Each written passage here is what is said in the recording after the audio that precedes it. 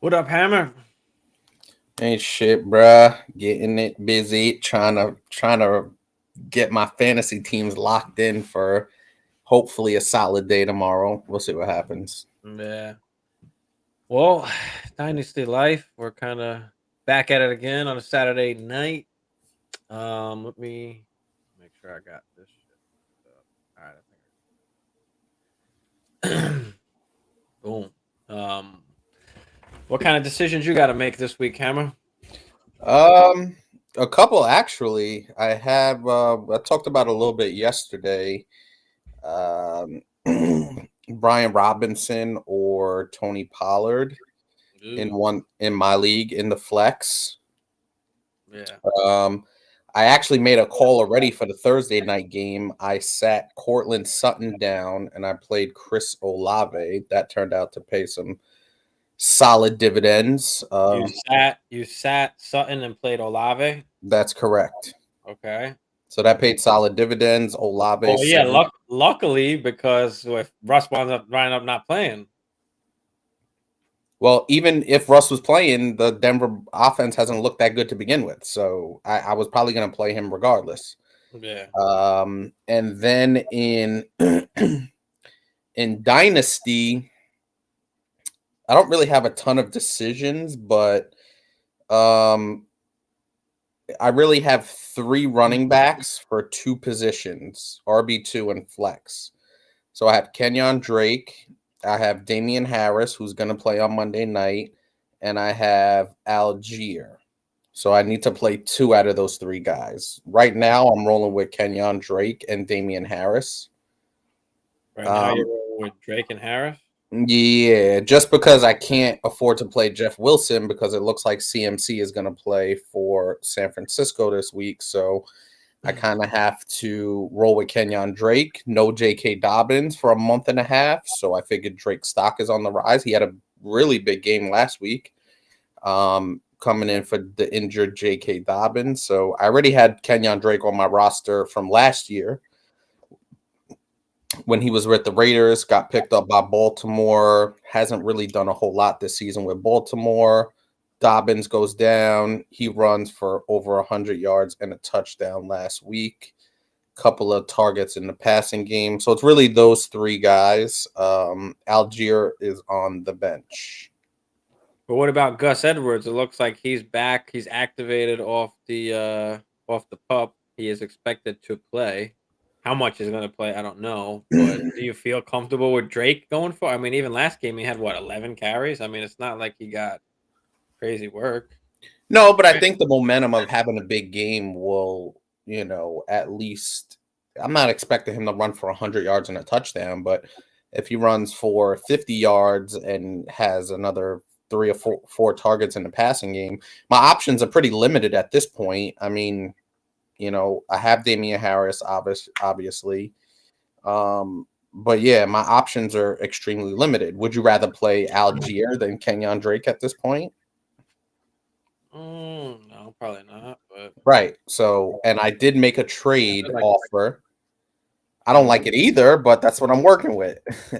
But I did offer the owner of Gus Edwards a second round pick, and he hasn't responded yet. So that's pretty much where I'm at. I'm 3-3 in Dynasty. I'm 3-3 in my league. I am 0-6 in your league, and that's just a shit show. But 3-3 in two leagues, so I'm hanging in. I'm in the sixth spot in both leagues. Both of those leagues that I'm 3-3 in, I'm in the sixth position. So currently in a playoff spot in two out of three leagues. These are starting to become make or break weeks as we get basically a third of the way through for the most part, a little more than a third of the way. So yeah. yeah. Uh, Zach, thanks for tuning in, Zach. What do I do with CMC this week? It's tough. I'm afraid to like even play him. I mean, how many snaps is he really gonna get? I mean, they said maybe at the goal line because it's just whatever, hand the ball off and fucking try and score a touchdown. But I mean, you have CMC Hammer, so No, I don't. no, you don't have CMC. Why do I I have? had him for the last 3 years. Right. Not making that mistake again. So yeah, I mean, this is tough. What are your other options? with what 2 days of practice? I mean, Yeah, do you have some other decent options at least, Zachary? that's always the context. I would imagine if you have CMC, he's probably, obviously drafted with the 101, 102, 103, somewhere in there. Yeah. So I mean, your other if you're only if your other option is like JD McKissick, like yes, play CMC, agreed. would view him as a flex play. Okay, you have Gabe Davis on bye, so Gallup and Renfro. He said not pretty. Yeah.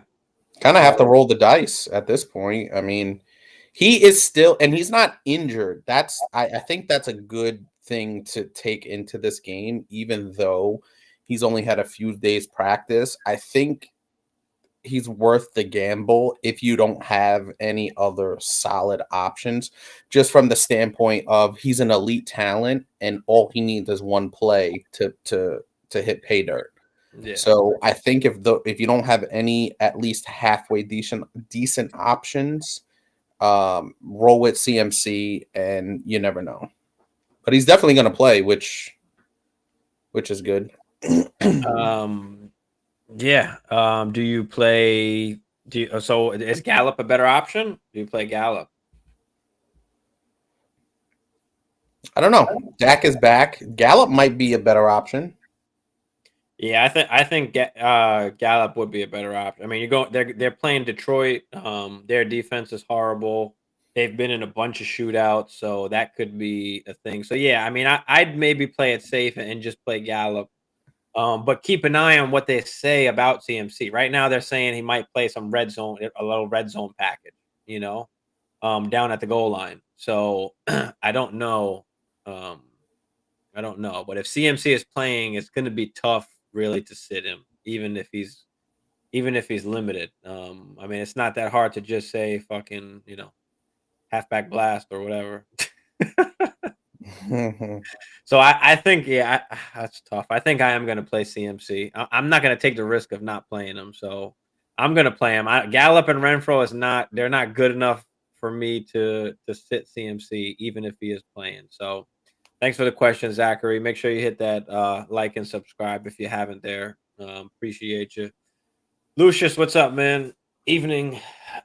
Need one wide receiver and one flex. Okay, it's half PPR. Options are ETN, Deontay, Cooks, or Alec Pierce. Thanks in advance. Uh, I mean, for me, it's pretty simple. It's the first two guys. I'm playing ETN and I'm playing Deontay over Cooks and Pierce. What do you think, Cameron? Yeah, I mean, I think for the wide receiver, I think it's a little closer between Alec Pierce and Deontay. Alec Pierce has looked pretty solid overall, but I think Deontay's just volume um, is enough to give him the edge over Alec Pierce. I really do like Alec Pierce. I wanted to draft him in our rookie draft, and I just didn't have a good enough pick. But yeah, he's turning in some pretty good performances. He's in double-digit fantasy points over the last 3 weeks. So you like to see that. But I do think you roll with ETN and Deontay just because of Deontay's volume. Alec Pierce gets solid volume, but not enough to have him leapfrog Deontay this week. No, I mean, I like Alec Pierce too, but I mean, even with Matt Ryan throwing the ball fucking 50 something times, he's still only, 6, 7 targets. One game he had 9. But now they're playing the Titans, where the Titans are a team that's going to run the ball and waste the clock, where they might not get a ton of opportunities to throw. And I'm not messing with that. I'll just take the targets with Deontay, even though he might, you get 6 for 70 or whatever at like a minimum from Deontay. So it's Yeah. like I'll take that, and if he gives me extra, that's great because he will have the targets. And then ETN is easy. We're not playing Cooks, so that's what I think about that there. But yeah, what were we No saying? touchdowns for Deontay this season. That's a little concerning. Oh, of course. I mean, they're not even. I mean, offense is horrendous. Um, But hopefully now with Pickett in there, maybe he will be able to score some tutties. I mean, they're playing Miami. I mean, if Miami starts scoring, they're going to be having to throw the ball. But yeah, I mean, Deontay hasn't been great at all, but he gives you at least like a decent floor, And like I said, hopefully now that Pickett is in, he can get some more targets and some tutties, maybe, just maybe. Yeah, I mean, the highest yards he's had was only 84. Who's that? Deontay. Yeah, but the targets are still there. No, I know. I'm just saying. Highest he's had is 84 only, which kind of sucks. But It's tough sledding, really is. I tried to buy him for cheap in Dynasty, but I failed. He's still holding some decent value, but he's got to start getting in the end zone. Yeah.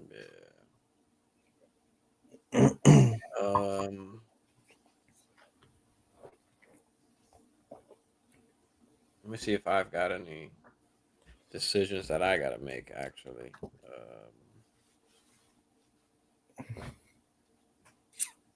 I mean, it's not really a decision. I'm playing Lazard, but Lazard or Lazard or ETN. Yeah, I'd probably go with Lazard.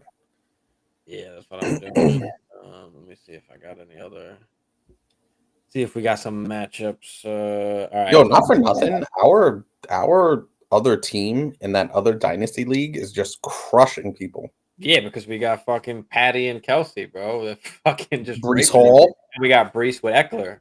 DeAndre Hopkins just came back and he's rolling. Oh shit! Did we play him? Yeah.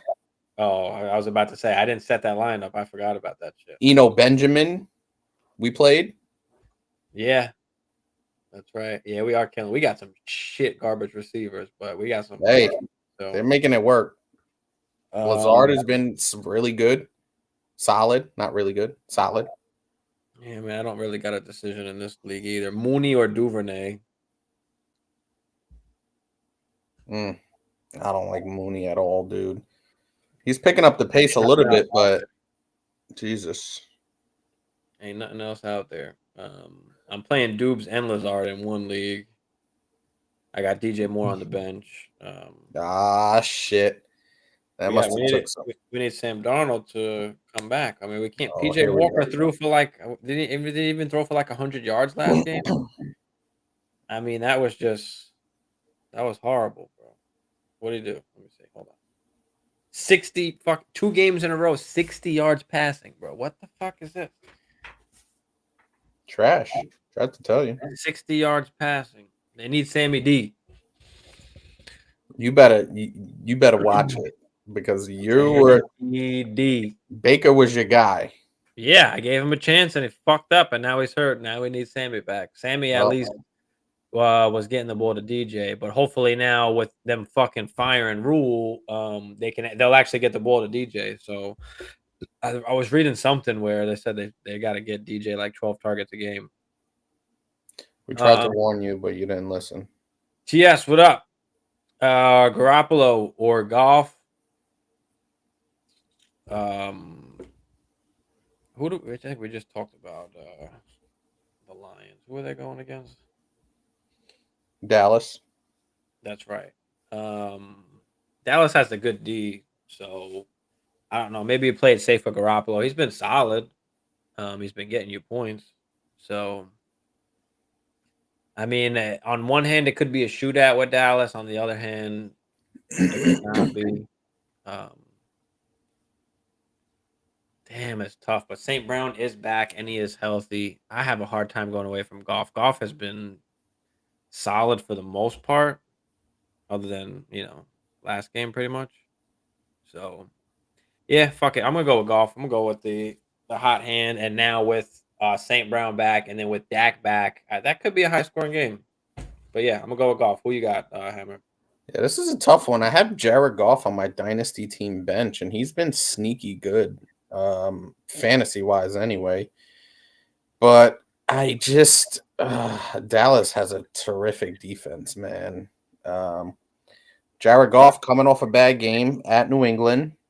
I'm gonna take the safe route here. I'm gonna go with Jimmy G.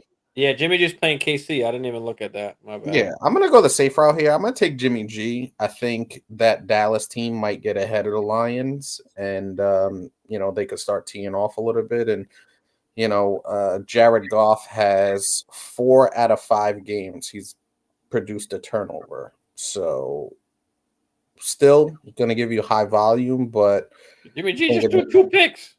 What? I said Jimmy G just threw 2 picks. I understand. But I think that could be a good matchup because with KC, they're right. So there's a plethora of weapons there. All of the weapons will be there. So I do like Jimmy G as more of a safer pick.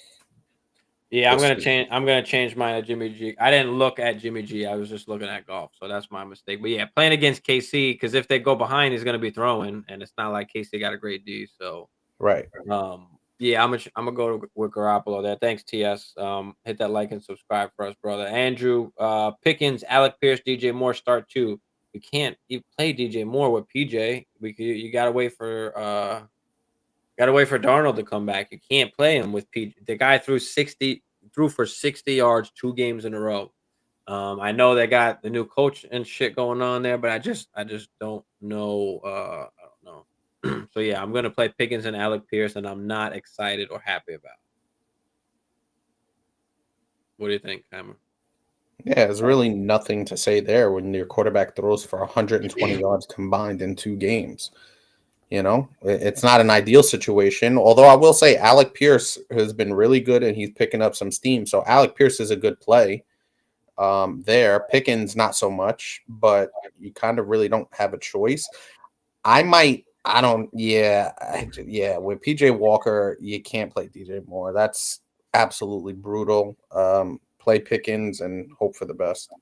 Listen, I would hope that, with the new coaching and shit and now them getting rid of CMC, that they will go to DJ Moore more. But I think I want to see it first just because obviously the last 2 games, 60 yards passing is just not going to do anything for anybody. So I'm not going to mess with DJ yet until I see it, or at least until Sammy D comes back. If Sam Darnold was quarterbacking, then I play DJ. But in this particular case, we're not playing DJ yet. McGrady, we ain't doing it.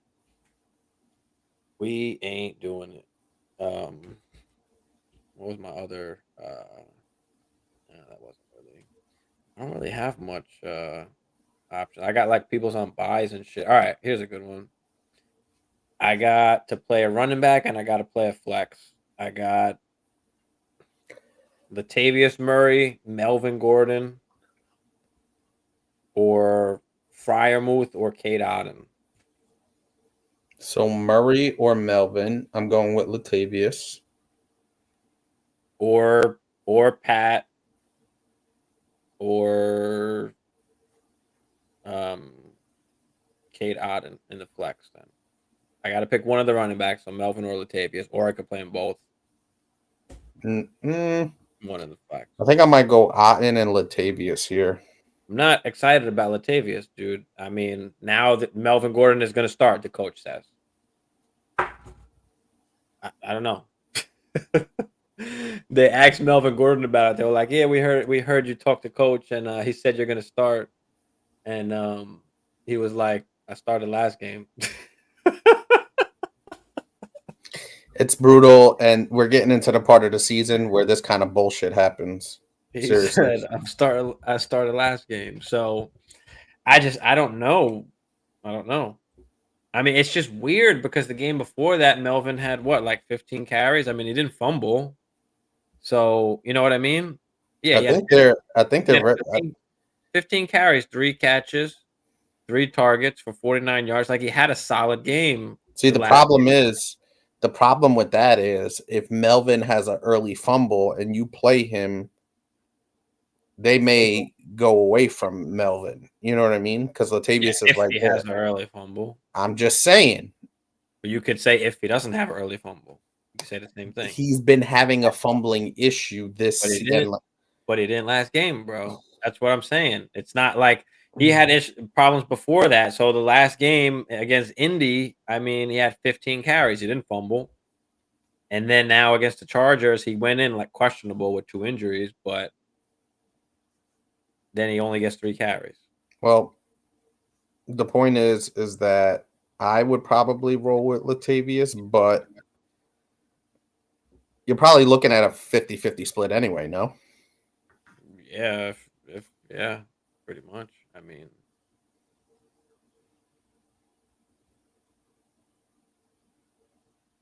I just I don't know if I could play Latavius. It's just hard because then what Latavius watch this game. Melvin gets hold of Burn and Latavius gets nothing. Latavius gets the 3 carries this game. I'm not saying that's not out of the realm of possibility, but You know. All right, let me go to my other squads here. I got a fucking bunch. Got a plethora, whatever plethora. of fucking teams over here. All right, we got. All right, Marquise Brown is hurt there. Fuck. Elijah Mitchell I had on this one team. Toast. It's not even fair. Toasted. I got AJ Brown on bye.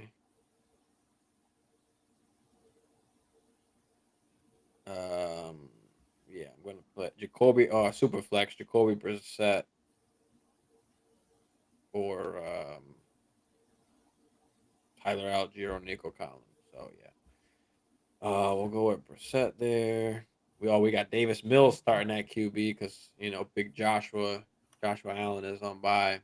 Yeah, in my league 2 quarterback, I got Captain Kirk on by, so I got Davis Mills in there. Joshua Palmer's out. What? Concussion ruled out. Really?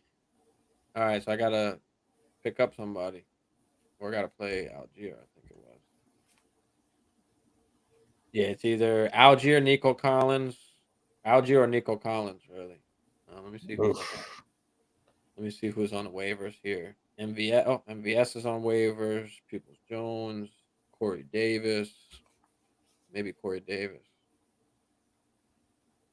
Motherfuckers drop Jeff Wilson quick. I would keep Jeff Wilson. I mean, I guess it depends. Quick. Um, MVS, Peoples Jones, Corey Davis. I mean, Elijah Moore's out, right? I can't believe I can't. I'm gonna play Corey Davis or Devontae Parker.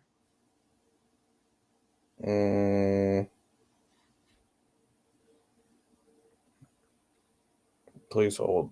Yeah, you're not playing MVS. Or should I just play DeAndre Carter?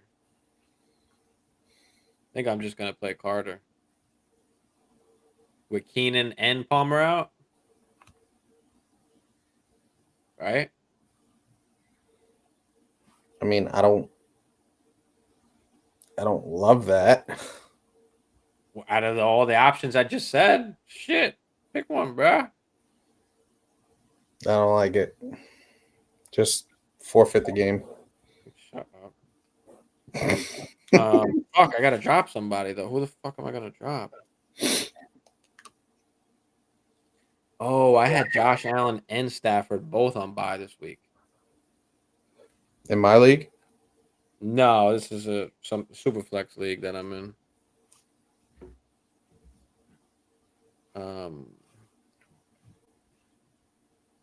Shit, this is Dynasty actually. Yes, I gotta drop somebody. Who am I gonna drop? I guess I could drop Nico Collins. Your boy. Boy, he's nice. All right, so we decided to go with DeAndre Carter there. That's gonna be the best option. Damn. And then we've got, all right, let's check out this other squad. This squad is all right. So let me tell you what I was the last squad. Last squad I was all right, 4-2 in that league. This one team named CD's nuts. So I got Dak, Swift, Mostert, CD, Amon-Ra, Schultz, Higgins, Mike Williams. Yeah, I don't got a decision to make here. That shit is Gucci. Another league team I actually took over. Dak. I don't know why I have Dak in so many fucking leagues. Pittman, Chase, Adams. All right, Renfro or Foreman or Damian Harris. I'd probably go Harris, but you can make a case for Foreman. I'm not going Renfro if you don't have to. Renfro's my guy. You're not fucking with Renfro. Darren Waller's out, so there's a case to be made for Renfro. Yeah, I guess that's true. That is true. Can we trust Damian Harris to come back already?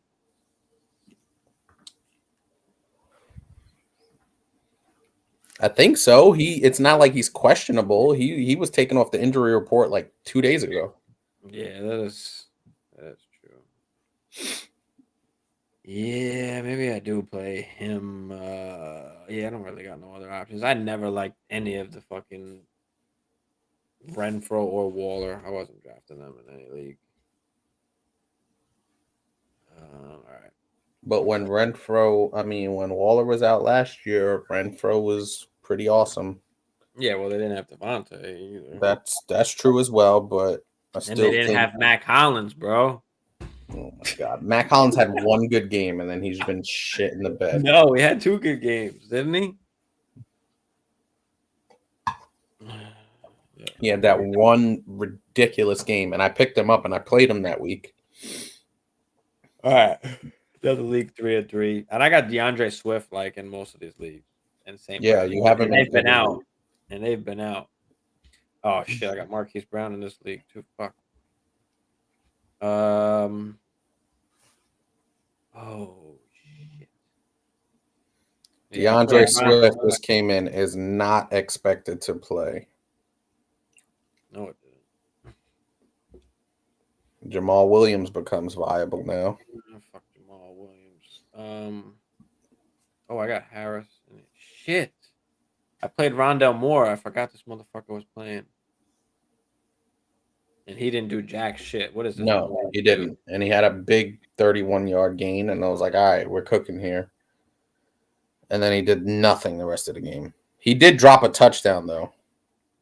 Like Bobble did, and I mean, yeah, he wasn't even used. They scored fucking 40-something. Well, the defense scored, I guess. Yeah, it was pretty brutal. But yeah, I thought he would get way more targets. I don't know what the fuck that was about. Yep. Same here. Oh. All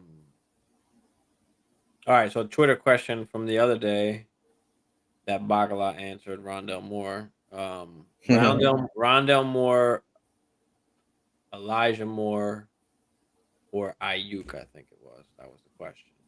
Dynasty. Not for the rest of the season, but just Dynasty forever. It's tough because we don't know what Ayuk's future is going to hold. I don't know what anybody's future is going to hold. Shit changes. You know what I mean? Same shit with Rondell Moore. You don't know what's going to happen after his contract's up. You know, same thing with Elijah Moore. You don't know what's going to happen when his contract's up, or if they have Garrett Wilson. So you got. I don't know. I always thought Ayuk was solid enough to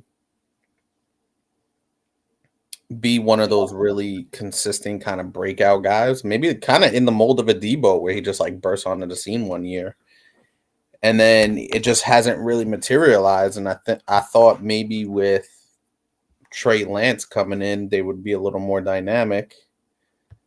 Yeah, I guess I could say I do like Ayuk just because of the talent. Yeah, I would say Ayuk.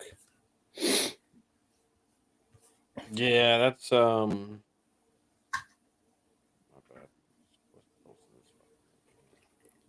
bad. Um,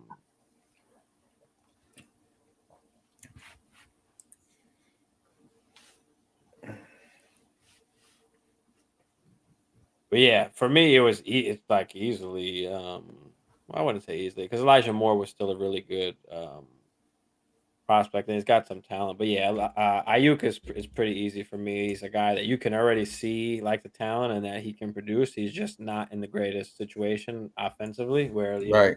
they don't throw a lot and shit. But you can see that he can fucking play. Rondell Moore is just a small, tiny slot dude that really is not going to amount to anything. He'll get you, a bunch of catches, very little yards, and no touchdowns. Like, that's just what he is. We know what Rondell Moore is at this point. And I don't think he'll ever be more than like a wide receiver 3, 4. So Yeah, that's a tough. if even a wide receiver 3, he's more of a wide receiver 4 straight up. Yeah, for sure.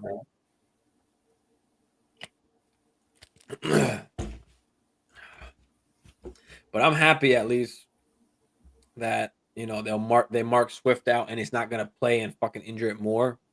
It sucks that it's just been forever now, but now's another chance to go out and buy Swift if Yeah. if you need to grab somebody, grab a running back. But Jacob, what up, man? Who to play in the flex now that Swift is out? Boyd, Bateman, or Renfro? I'm gonna go with Bateman. Who you got, Hammer? Yeah, Bateman's the higher ceiling guy out of all three of them. Oh God, I want to play Renfro, but it has to be Bateman. Chase and Higgins are playing, so that Boyd is not an Out, option. basically. Yeah. And Renfro is just hasn't been good this season, so it's got to be Bateman kind of by default. Yeah, even with, we were just saying with Waller out, it's still, hard to trust Renfro, especially with Devontae there. So Right. yeah, I'm gonna go with Bateman. I'll go with the, number what 2 option, I guess, on Baltimore. But he's got a chance to make a big play where Renfro is gonna give you, maybe some PPR, a couple catches or yards, where Bateman is the guy that can give you that breakout, bust out play. Yep. So you want that upside in the flex. And yeah, so I'll take Bateman. I'll take Bateman easy there. Thanks, Jacob. Throw them questions in the chat, guys. Hit them up. Let us know what you got. Lineups, trades. I'm trying to make a trade actually. Mm-hmm. Oh, I think I'm gonna try and get St. Brown From who? from in your league. I have him already in my league,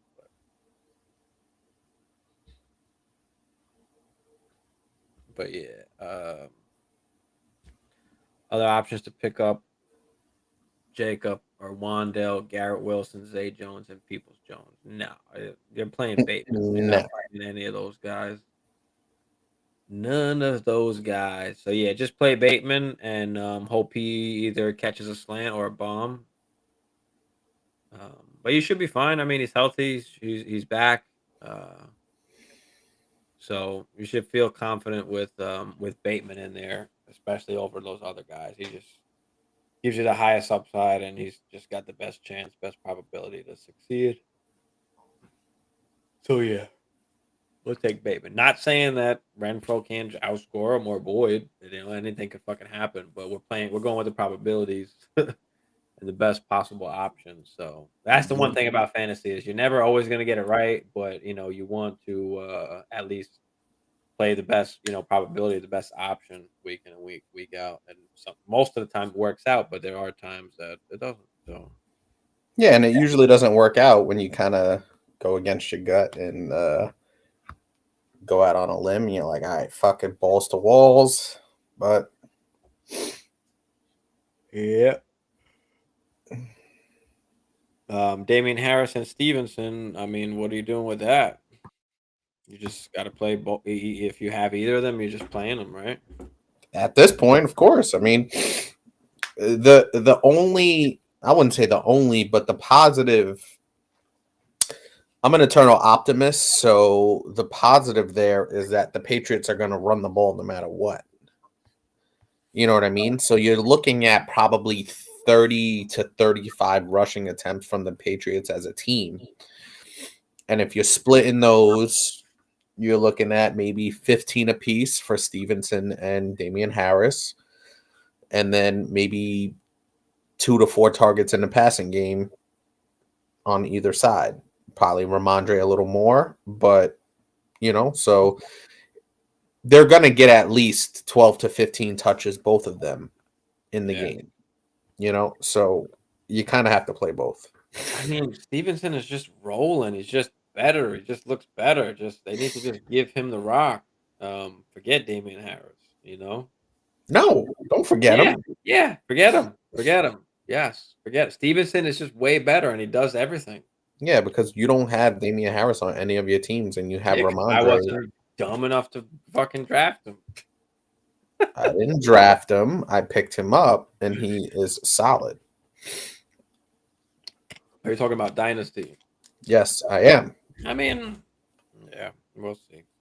All right, Dak is coming back. What do you feel about Dak? Is Dak back? The Dak attack? I mean, what's going on? I don't fucking know. Because when we saw him fully healthy, he looked terrible in the first game against Tampa. First game, yeah. I mean, it doesn't matter. Like, he looked terrible when we seen him. I think coming back against the Lions is a pretty good time to come back and kind of see if you could get into the groove against a not very good defense. So, yeah, I mean, I don't think him having a good game against the Lions is going to mean he's back, but it's definitely at least something to get his confidence built. Go out there, give you, 30 passing attempts, anywhere between 275 and 300 yards, 2 touchdowns. You don't want to see any turnovers. More importantly, you don't want to see him re-injure that thumb. I think that's the most important thing for this particular game, is that he comes out of it kind of unscathed. More than anything, more than the statistics, you want to see him look kind of fluid. And also, too, you want to see the Cowboys offense at least move up and down the field. You don't have to score a touchdown every time, but move the ball, get the offense moving, get the ball to Pollard and Zeke and CD and Gallup and Noah Brown and Schultz, and get these guys moving. And I think they have a really good opportunity to do that against the Lions. Whether they do it against better competition remains to be seen. Yeah. Hopefully he's back into form. I mean, I know they looked bad the first game, but I mean, it was the first game of the season. Tampa's pretty good. He didn't even get to finish. Did he finish the game? No, it was the fourth quarter. It was like a couple minutes to go in the fourth quarter. Yeah, I mean, I'll give him a pass for that. He is Dak. I mean, he's always been, when healthy, a top 10 finishes as a top 10 quarterback. So yeah, it's hard to bet against him. But I'm excited to see him and CD though. I just want to see it. I want to see what they can do. I want to see what he can be. Agreed. And finally, he's gonna get that opportunity. So that would be nice. I guess we talked about Mooney. I guess a little bit. I mean, a little something. 12 targets was big. That was really exciting. But when the fuck is that gonna happen again? I mean, the most amount of targets he had before that was 6. Yeah, I mean, I have Mooney in a redraft, and it was it's been hard to watch. I had to bench him. He's in my lineup out of necessity, not because I think he's going to play well. Yeah. Yeah. So I think the targets are very encouraging, but I don't think you can view him as anything more than a flex at this point if you have better options. Season high 12 targets, turned that into 7 grabs for 68. And I think he have that touchdown that he missed, or was that the Minnesota game? I don't know, but he didn't score a touchdown, so it doesn't matter. But Whoa, don't get all defensive. I'm just making a statement. I'm just saying he didn't score a touchdown. So whether he Um, almost scored or doesn't, well, what I'm saying is he got a fucking he got a end zone target, and those are big. yeah, one maybe. Big Trev, PPR Skull. Oh, what up, Big Trev? I like that Skull, baby. Skull Vikings. If you don't know, I'm a huge Vikings fan, as you see. Got the AD jersey here. And Polish is actually a diehard Packers fan. So he's a fucking cheesehead. Um, who's about to lose to Washington this week. But anyway, what's up, y'all? Needing to know CMC or Dubes. Big Trav, thanks for the question. Appreciate your skull there.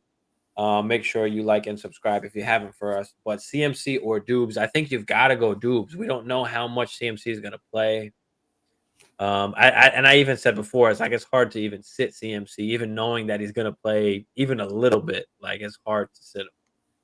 Because they could be down at the goal line fucking 3-4 times, and you could just fucking punch it in 3-4 times.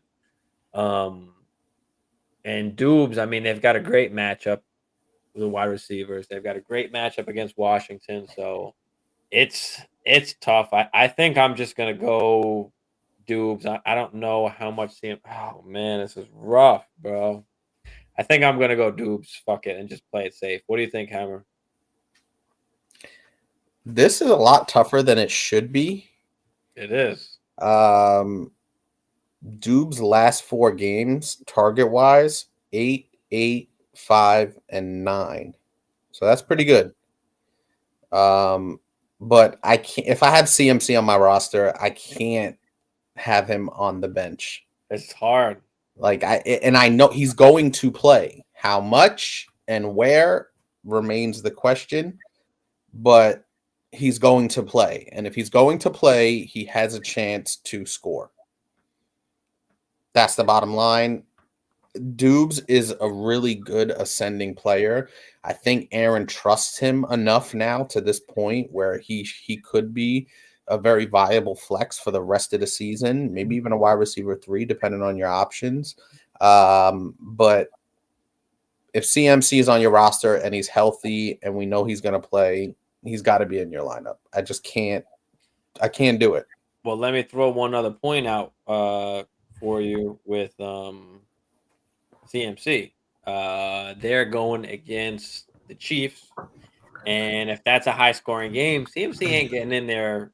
I don't think. You know, How do we know? if How they do we need to truly pass, know? he doesn't know. He doesn't know the pass protection. He doesn't know the plays. Like he doesn't know shit. That's why they said probably only down in the red zone, down at the goal line. So especially that it could be a high scoring game. Yeah, I think I'm still gonna stick with Dubes, even though it hurts to sit CMC. But I don't know if you need to fucking win. I don't know if you want to take that chance, bro. I don't know. Jackson, what's up, man? Appreciate you, brother. Picked up a bill. I picked up Bill and a trade, and I'm wondering, would you trade? Oh, Hill, my bad. Would you picked up Hill in a trade? I'm wondering, would you trade Hill for CMC? I mean, if do you need a running back? Really, that's really what it comes down to. I mean, I think Tyreek Hill's on pace for like fucking 1,800 yards or some crazy shit like that right now. I don't know how much that's going to hold up, obviously, if he'll sustain that. But I mean, it's an even trade. It's not a bad trade. It just depends. Are you desperate for an RB? Do you have other good wide receivers that you can play? Are or is Hill like the only dude that you got? Like, what do you think, Hammer? Yeah, Tyreek Hill's been crushing it. He's had he's kind of doing that roller coaster thing we saw early in his Kansas City career. He had 42, 4, 26, 9, 28. So he's kind of doing that roller coaster thing again. But listen, dude, when he's going upward, he can absolutely carry your team to a victory. So yeah, I think running backs are really hard to come by. especially really productive ones. I do like CMC for the rest of the season. I don't know if I could pull the trigger on the number 3 wide receiver right now. And I think Tyreek Hill will finish as a top 5 wide receiver for the rest of the season. Tua is coming back. I think, it's going to be interesting to see. I talked about this yesterday. Christian McCaffrey's style and San Francisco's kind of philosophy as far as running the football are two conflicting styles. San Francisco is a physical run between the tackle, kind of team, and CMC is not built for that over the long haul. So it's going to be really interesting to see the spots that they get him the ball in. I would probably hang on to Tyreek Hill, but it like you said, it really depends on the rest of your roster. Yeah, I would say this. If you're not in need of a running back, no, don't do it just because it's CMC. If you're not in desperate need of a RB, if you had fucking Javonte and Swift, let's just say, obviously Swift has been hurt, Javonte went down, then yes, I would trade Hill for CMC. So it really just depends on the context there. But Lucius Hurt Swift is out tomorrow. Do you consider him a buy low or just too much injury concern at this point? There's always going to be injury concern with any running back. I don't give a shit. Yes, it's a buy low for me, especially if you're losing or you need to make something happen. You can get him for cheap right now because that owner is probably fed up and done with it. So I will go out and buy Swift. Absolutely. Hammer doesn't, but no, absolutely not. Because listen, if I'm sitting at 3-3 and I'm going to give up assets that are at least healthy and I know they're going to play, why am I going to? What? But cheap, you could get them pretty cheap. What's cheap exactly? I mean, we're not saying you don't gotta give up a Cheetah, a Devontae. You don't gotta give up shit like that right now. Yeah, listen, if you're gonna offer me, DeAndre Swift for, I don't know, I don't even know who obviously the San Francisco running backs you couldn't, you might be able to offer those guys before the CMC trade. I don't know exactly what cheap is. You know what I mean? I would have to see it. I think it's a case-by-case scenario. But I'm not going to give up. Amari Cooper. Let's throw some names out there. Amari Cooper. Would you trade Amari Cooper for Swift? Straight up? Yeah. Probably not, just because Deshaun Watson's coming back relatively soon. Yeah. And Amari Cooper has been really probably more productive than anybody's anticipated this season. And when is DeAndre Swift going to play? And when he plays again, is he going to get hurt again like he's been doing for the last couple of years? Why am I going to hitch my wagon to a guy that I don't ever know when he's going to play? I mean, running back is a fragile position. So if you get if you're the workhorse, then it's just natural that people get injured. So and do you want to take the chance at that top 3 guy, or do you not? But Hammer's a guy that doesn't like to take chances. For me, I'm taking the chance, especially if I can get him for an Amari Cooper. Like, yeah, bye Amari, especially where you drafted Amari. Amari, take a hike and give me Swift. But where we can agree to disagree there. That's all good. Yeah, no, and I think that the problem with that is that when you bring Swift in, you're expecting him to be a top RB, like a RB 7 or 8, and if he's not in your lineup, you're expecting those points, 15 points a game. Jackson, I think he's giving us more context here. He would have CMC, Lenny, and Pierce if he and he's getting rid of Tyreek Hill. If he got rid of Cheetah. So he's got Kupp and Godwin. That's pretty good. It is, but I don't think I want to get rid of Cheetah. I think with Lenny and Pierce, I don't think you're pressed to go that's enough. Yeah, go get CMC. I don't think you need to, because if you've got Kupp and Cheetah as your true wide receivers and Godwin in your flex, I mean, and you're then you've got Lenny and Dameon Pierce. Just make sure, I would go out and make sure you've got, the rookie Rashard White, just in case Lenny goes down. At least you have another guy to plug in. But yeah, I mean, like I said, it's not a bad trade. I think I'd just rather hold on to Cheetah for the simple fact that, running backs can get hurt. And if CMC goes down, then you're fucked. Then you don't got Cheetah. And, then it's a different story. So yeah, I'll take I'll take Cheetah still. Let's see. Reese, what's up, Reese? Thanks for joining in. Make sure you like and subscribe for us there, guys. Throw your questions in the chat. Appreciate y'all. Stevenson, Walker, NCMC, pick 2. Who you got, Hammer? I know you said it's hard to sit CMC, but can you, in this situation where you got Walker and Stevenson? Yeah, because with Damian Harris back, Stevenson, if Damian Harris wasn't playing, this would be a little bit easier. But Walker, confirm who Walker is. What you mean? Walker. Kenneth. Oh, yeah. So then, yeah. Who else is a fucking Walker? I didn't. He's fairly new because I always see on my thing Kenneth Walker III. So that's why it didn't register right away. Yeah. Kenneth Walker is obviously the lock here. Damn. Between Stevenson and CMC, this is really what that boils down to.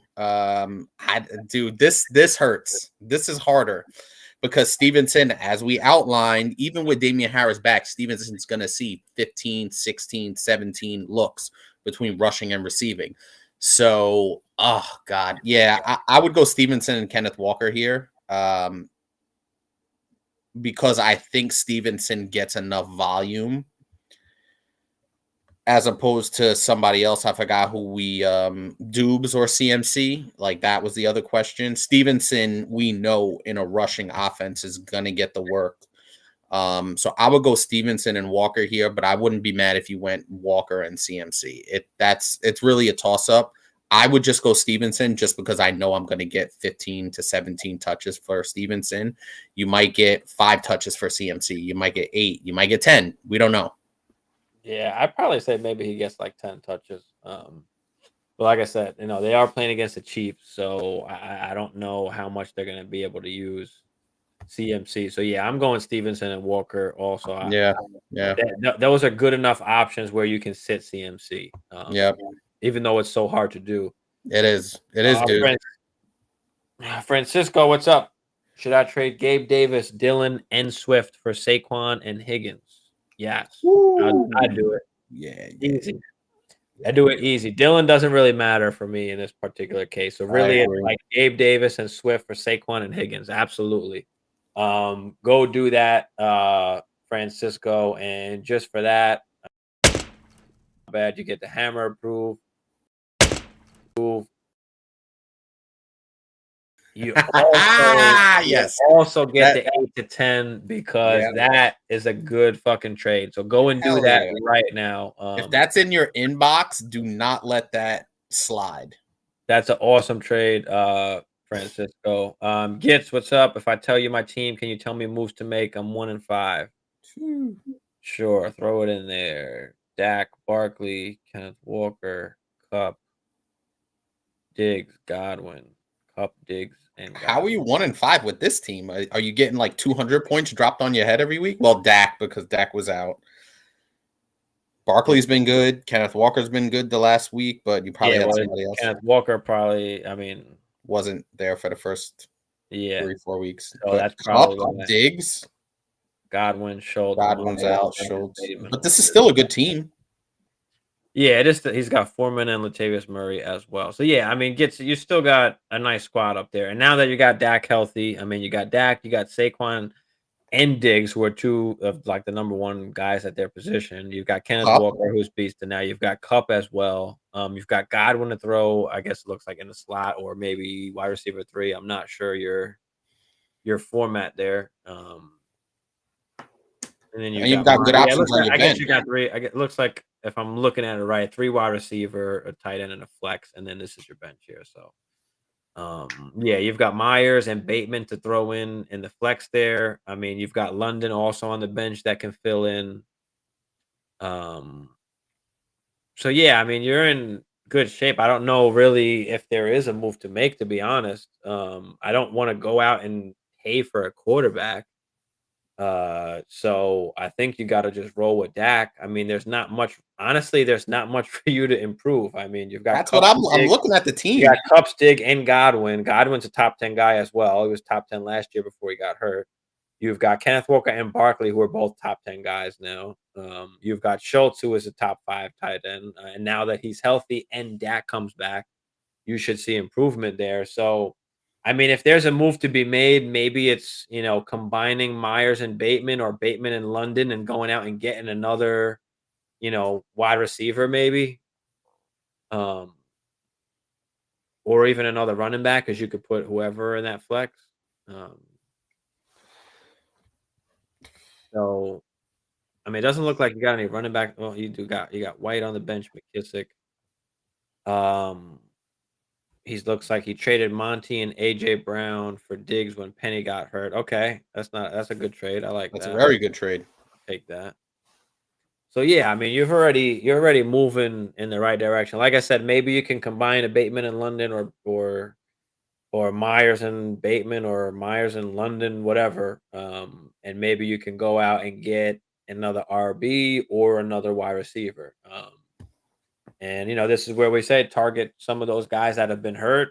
Um, you know, Shit, if you could go out and get Swift. Oh, stop it with the Swift junk. Don't go out and get Swift. Why not? This is a team that's 1-5. This is a team that you want to take that chance on Swift. No, you don't want an injury-prone guy. Especially for guys that are not in your starting lineup. Stop being a pussy, Craig. Get out of here Hammer, with stop being a Swift pussy. garbage. Give me somebody else besides Swift. Okay, well, who are you going to get for Bateman and London or Myers and Bateman or London? Who else are you going to get? What other top guy are you going to get? Do you want to just get a middle of the pack guy? You might as well keep Bateman or Myers on your team. You might as well go for the fucking upside. What upside if he's not playing? I mean, he will play at some point, I agree. But can you rely on this guy? You're 1-5. What else are you're relying on Myers and Bateman and London? In the situation, if you're 1-5 in that situation, taking a chance, whatever. Fine, take a chance. I doubt you're able to get Debo. If you can get Debo, then definitely go get him. But yeah, he's a guy that hasn't produced how people wanted, how people thought he was going to, at least so far. Right. But yeah, Debo's a guy that you can probably try and go out and get. I'm trying to see if there's some other guys up here.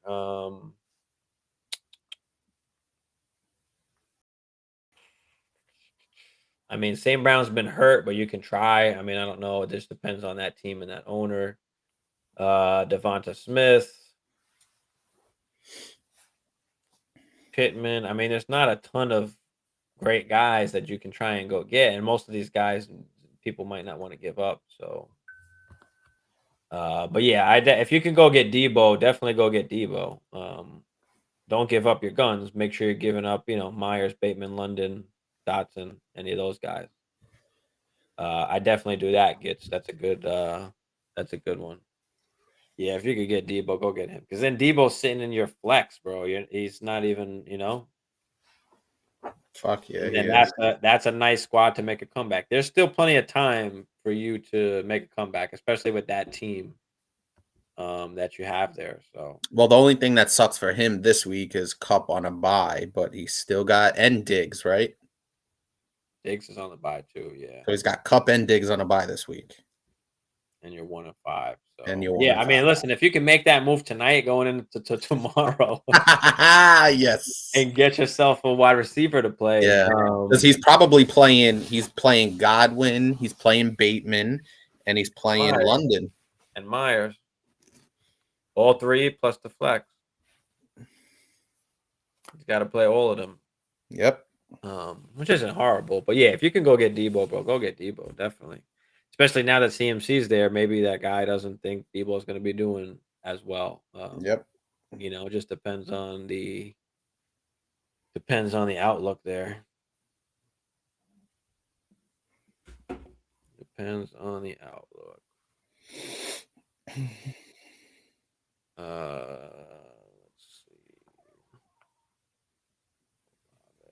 see. And check these top. Well, Olave just played, so that's why he fucking jumped up.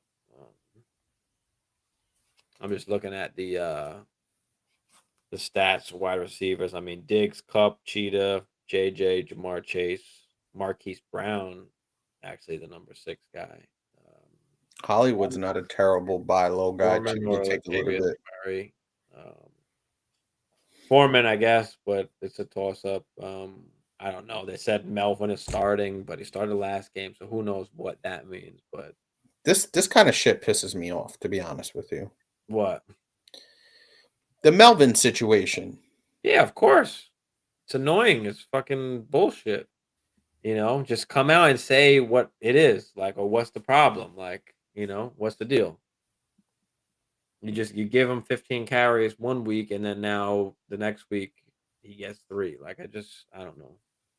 So yeah, I'm gonna play Foreman because I don't know what's happening with Latavius Murray and Melvin Gordon and Boone. Yeah, Gordon is a fumble away from being done. You're That's what absolutely I correct, said. but he's also not a fumble away from not being done. So it's so it's tough. Like I said, he had the 15 carries, he didn't fumble, and now he didn't really play last game. So what is going to happen? Are they just going to give him again the opportunity until he fumbles or he doesn't fumble? I mean, but if you're talking about for this week, yes, I'm going to go with Foreman because I think the Broncos are going to be split up between 3 backs. And at least it's only 2 backs on the Panthers, so It's crazy. Yep. Gabe Davis. All right. CD. Yeah, CD's still wide receiver 15 and half PPR. What is his total fantasy points? You gotta go do points per game. I'm excited that Amon-Ra's back though, especially that Swift is out. My Yeah. guy Amon-Ra. Yeah. Did they say if No Jameson problem, Williams? Gitz. Thank you, man. Appreciate you. Did they say if Jameson Williams is on the? I don't No, know. he was on the cup for a while. Said he was ahead of schedule, but he's still injured. But we ain't worried about no Jameson Williams. Not for St. Brown anyway. But yeah, if you can get St. Brown in any league, go and fucking get him. It just depends on that owner and what they believe in. There's still people that don't believe in St. Brown. Yeah, I mean, at this point, he's established himself as a go-to guy. Yeah, there's been more than enough time. More than enough time. And even last game, he played like 20% of snaps and he had fucking 4 catches. The guy played like 1 series and fucking 4 catches. He's just a great PPR guy. I love him.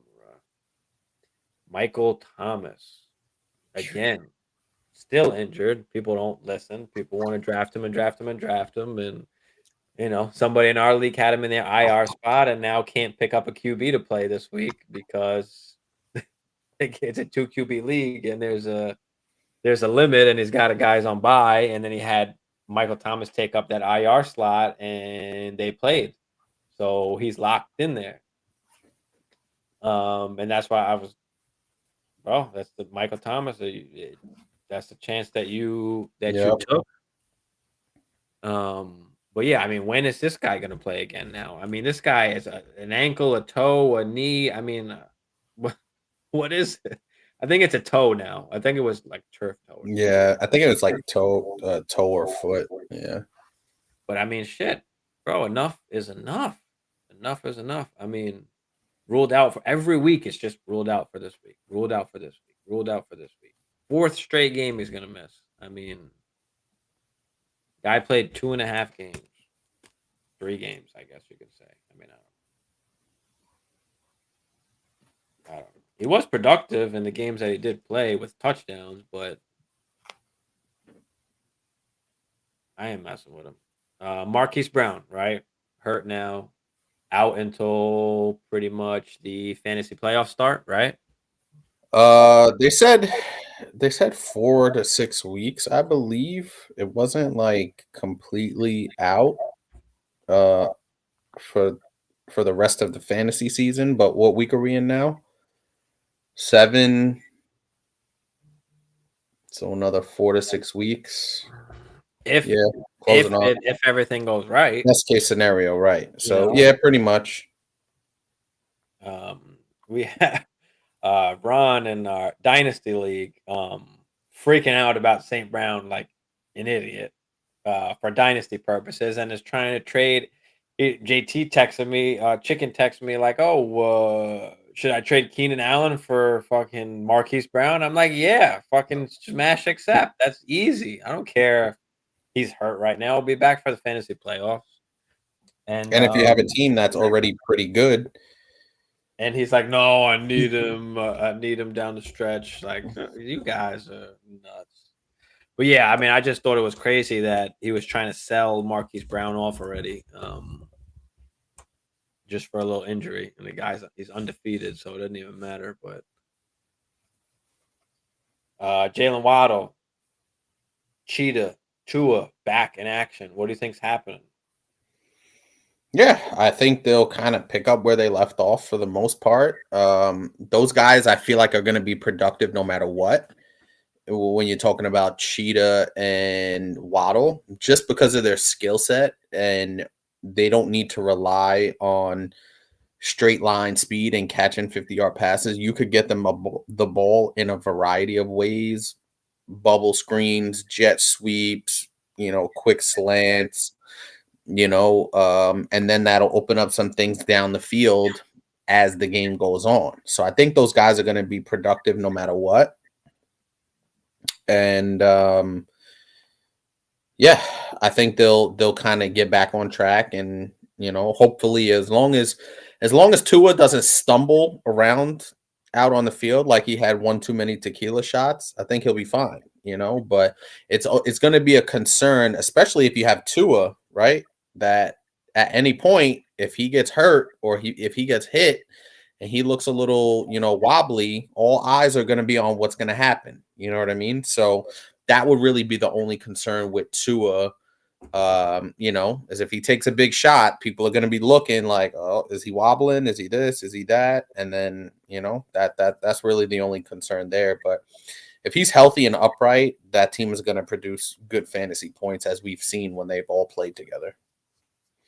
Yeah, I mean, I believed in Tua. A lot of people just were hating on Tua, but he doesn't have to be Patrick Mahomes. He don't have Right. to launch these bombs as we see now.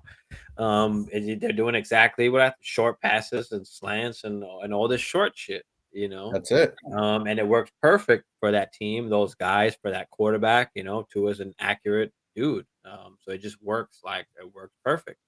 He doesn't have to be amazing or this fucking Hall of Fame QB. He's just got to make the right decisions and get the ball to his guys and let people do what they do.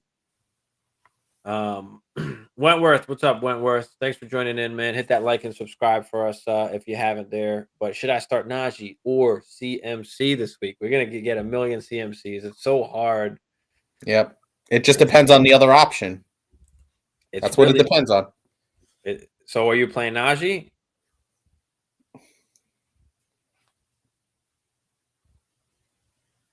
I don't know. This sucks. Yeah, I probably. Oh God. Well, I mean, listen, Najee is still getting some volume. I don't know if it's enough to give myself a chance of sitting CMC down.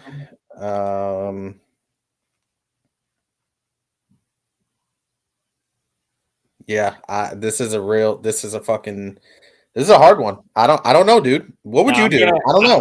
I'm gonna play CMC. Apparently they have a game plan for McCaffrey and Like a package. a package of plays. Apparently now it is. So I don't know. You just can't sit him. I mean, it's not that hard to say, run to the left tackle, run to the right. They could simplify it for him a little bit at least, when they're trying to just run the ball. So yeah, and it's, plus Najee hasn't been great anyway. So I mean, No, he hasn't. the difference between what Najee is going to get you and if CMC doesn't play a lot and what he's going to get you is not going to be much different. So I'll just roll with CMC and go with the upside Wentworth. Thanks for the Yeah, question. I genuinely didn't know, but you convinced me. That's rough, dude. I don't like it. Yeah, no problem, Wentworth. Marcos, what's up, man? Appreciate you. Half PPR, Waddle, Pittman, and Godwin start two. Ooh. Oof. I think you can't sit Waddle. I don't No, think you can't. the way that he's been playing, and now that Tua is back, it's very, very hard to sit Waddle. Pittman's another guy, very, very hard to sit because he's the guy who gets massive targets. But then again, Godwin's another guy that is hard to sit because he gets you You gotta know go. You gotta look at the matchups then. massive target. So yeah, in this case, we've got to look a little bit more matchup bound, and I think actually, hold on, I'm going to give you one thing better than that. Not only matchup, but JT is playing as well. So they're going against who are they going against? Tennessee. They're going against Tennessee, who could control the clock or run the ball a lot as well. So yeah, I think I'm gonna go. Damn, I think I'm gonna go Waddle Godwin and sit Pittman. This is such a fucking hard one. But you just can't sit Waddle. I don't think that's possible. And then you've got the Bucks against Carolina.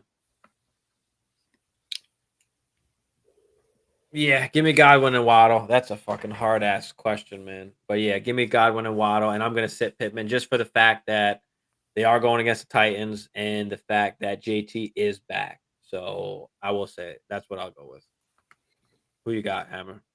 Yeah, I mean, you make a really good case for Godwin, but that Colts offense looks like it's picking up a little bit of steam. They haven't looked as anemic. I know they did play Jacksonville against Denver. They looked terrible in that brutal Thursday night game. I'm going to take Pittman here. I think there's some upside to be had there with Pittman. And he had a really, really great game. He's still in a half PPR, which this is Michael Pittman is wide receiver 15. So that will work. He's coming off a massive game. I like Pittman here. I really do. Yeah, but Um, yeah, no, I feel you. I even will with say this. even with Jonathan Taylor, I still like Pittman. He's going to get a ton of targets. Clearly the number one, and I think him and Matt Ryan, are starting to really find a little something. So I'll take Pittman here, but not by much. And Waddle. My problem is that the last two games, Matt Ryan has thrown the ball 58 and 41 times. I don't think that's happening against a team like Tennessee. Yeah, that's a And fair assessment. I just, yeah. His targets are so good, dude. 13, 9, 6, 8, 16. Yeah, well, that's again throwing the ball 50 some odd times. I don't think they're doing that against that kind of team. But yeah, I Only mean, got the one you can't touchdown. go wrong either way. It's a tough way, but yeah, I'm gonna lean more towards the Godwin Waddle and Hammer's got Pittman there. Legacy, what's up? What up, Legacy? Walker, Godwin, or Amon Ra, pick two. You can't sit Amon Ra. There's no possible way you can sit Amon Ra. Swift is out also. I'll let you answer this one first, Hammer, but go ahead. Yeah, Walker's the obvious choice here. Any of these Walker questions, if it's one of those, 2 out of 3 scenarios, Kenneth Walker's got to be in there. Yeah, it's going to be interesting. I think Amon Ra has a little bit of a tougher matchup than Godwin this week. So I'm going to go Walker and Godwin. I think Amon Ra, not to say he can't be productive, but I just think that Dallas defense is good enough to kind of throw Jared Goff off his mark. He's not a escape the rusher, elusive kind of guy. He can move around a little bit, but I think he could be under duress a lot, meaning Jared Goff, and Amon Ra is dependent on Jared Goff getting him the ball, and I think it could be a little bit of a rough go. So I'll go Walker and Godwin here. I think for the reasons you just said, for me, even sways it more towards Amon Ra because Amon Ra is this guy. Goff's got to get rid of the ball quick. It's going right to Amon Ra. So that's what I would say about that. And yeah, I think I'd play. Yeah, this is so tough, man. You guys got some good teams. But yeah, I'm gonna go with Walker and Amon Ra there. I'll sit Godwin in this particular case. But I will never, ever sit Amon Ra. You have no objectivity whatsoever when you love a dude. Bro, the guy gets 12 targets every fucking game. He played 20% snaps last game and had 4 catches. So there's no way that you can go against Amon-Ra. They're like the top 5 offense in the league, and Jared Goff loves Amon-Ra. So there's no way you cannot pick him in that particular case. But anyway, Andrew, what up? Start 2, Godwin. Everything is Godwin. Damn, y'all. And Walker. Godwin's, Higgins, and Walker. PPR. Well, I think the situation now is because a lot of people had Kenneth Walker they picked him up late, and now he's turned into a kind of must play kind of guy. So that's kind of where that comes in. Yeah. Seattle is playing Chargers. I kind of don't care who Seattle's playing. Kenneth Walker's got to be in there. No, I know. I was just looking. Yeah, I'll go Walker and Higgins. I'll sit Godwin. It's so hard to sit Godwin, but I'll sit Godwin. I think they have an easier matchup. So, yeah, I'm gonna go with Higgins and Walker. Higgins has been a little banged up going into these games, and it kind of is worrying me a little bit. His health per se. Over the last couple of games, obviously the Baltimore game, he had 0. And last week at New Orleans, played 86% of the snaps, 9 targets, really good, 6 for 47. So I'm just wondering, even though he's not on the injury report, does he still have some lingering effects of that? But even still, the Bengals are playing Atlanta. I think they have a massive game. Give me Higgins and Walker, but Godwin is still a good play. Higgins and Walker. Yeah, it's tough to sit Godwin. It really is. It really is. But yeah, I mean, you can't really sit Kenneth Walker now. No, that's what I'm saying. And a lot of people have him. I have him in my home league, and he's turned into my everyday RB2 now. And it's been awesome because where I picked him probably second or third to last round, and now he is a find. You know what I mean? And that's the thing with fantasy. Those kind of guys can win you leagues. You know what I mean? When you draft them, like a couple of years ago when Patrick Mahomes had his rookie year, I had Drew Brees, and I drafted Patrick Mahomes with like my second to last pick. And he had 50 touchdowns that year, and I went to the championship game. I lost, which was bullshit, but I still went there because of where I was able to move Drew Brees and get other assets for him. So that's kind of, the types of situations that really, you can kind of luck up into, in a sense, if you take a guy like that and he's really awesome for the rest of the season relative to where you picked him. So yeah, I think that's why we're getting a lot of these Walker questions. Yeah. Yeah, it's just tough. Some of these, I mean, those are some damn good options, though. If you're leaving Godwin on the bench. Yeah, I mean, Amon-Ra, Godwin, Walker. I mean, we had that one. Bro, you can't sit Amon-Ra ever. Don't talk about objectivity, bro. There's no way you could fucking sit Amon-Ra. All right, Cooper Kupp, Jamar Chase, or Amon-Ra. Pick okay, 2. That's still a different situation. I'm still going Amon-Ra. Fuck Chase. Get the you're on crack. Now I'm on crack. But you're the one who says you don't like to take chances and you want the safe play. You're telling me Amon-Ra's not a safer play than Jamar Chase? You're on crack. Right? You're on crack. Your own words. Because where would you have drafted Doesn't matter where you drafted Chase them. or Amon-Ra? It doesn't matter. No, you're playing Chase every time over Amon-Ra. It's not even close. Is it? Because Amon-Ra averages more points per game. It's But I could start Godwin over Debo or not.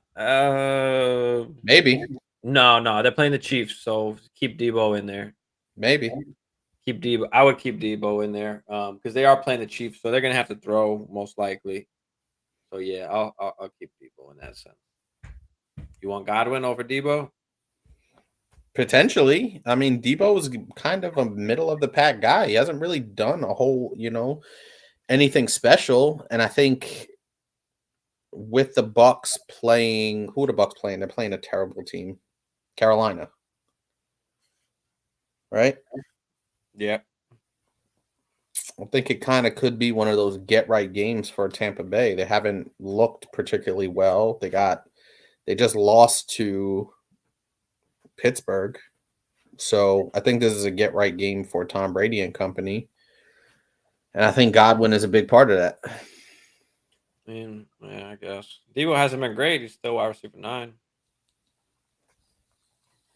You know, and like just against the Chiefs, he could get some work. That's a tough one, but yeah, I'll go with Debo because I think the floor is great with Debo.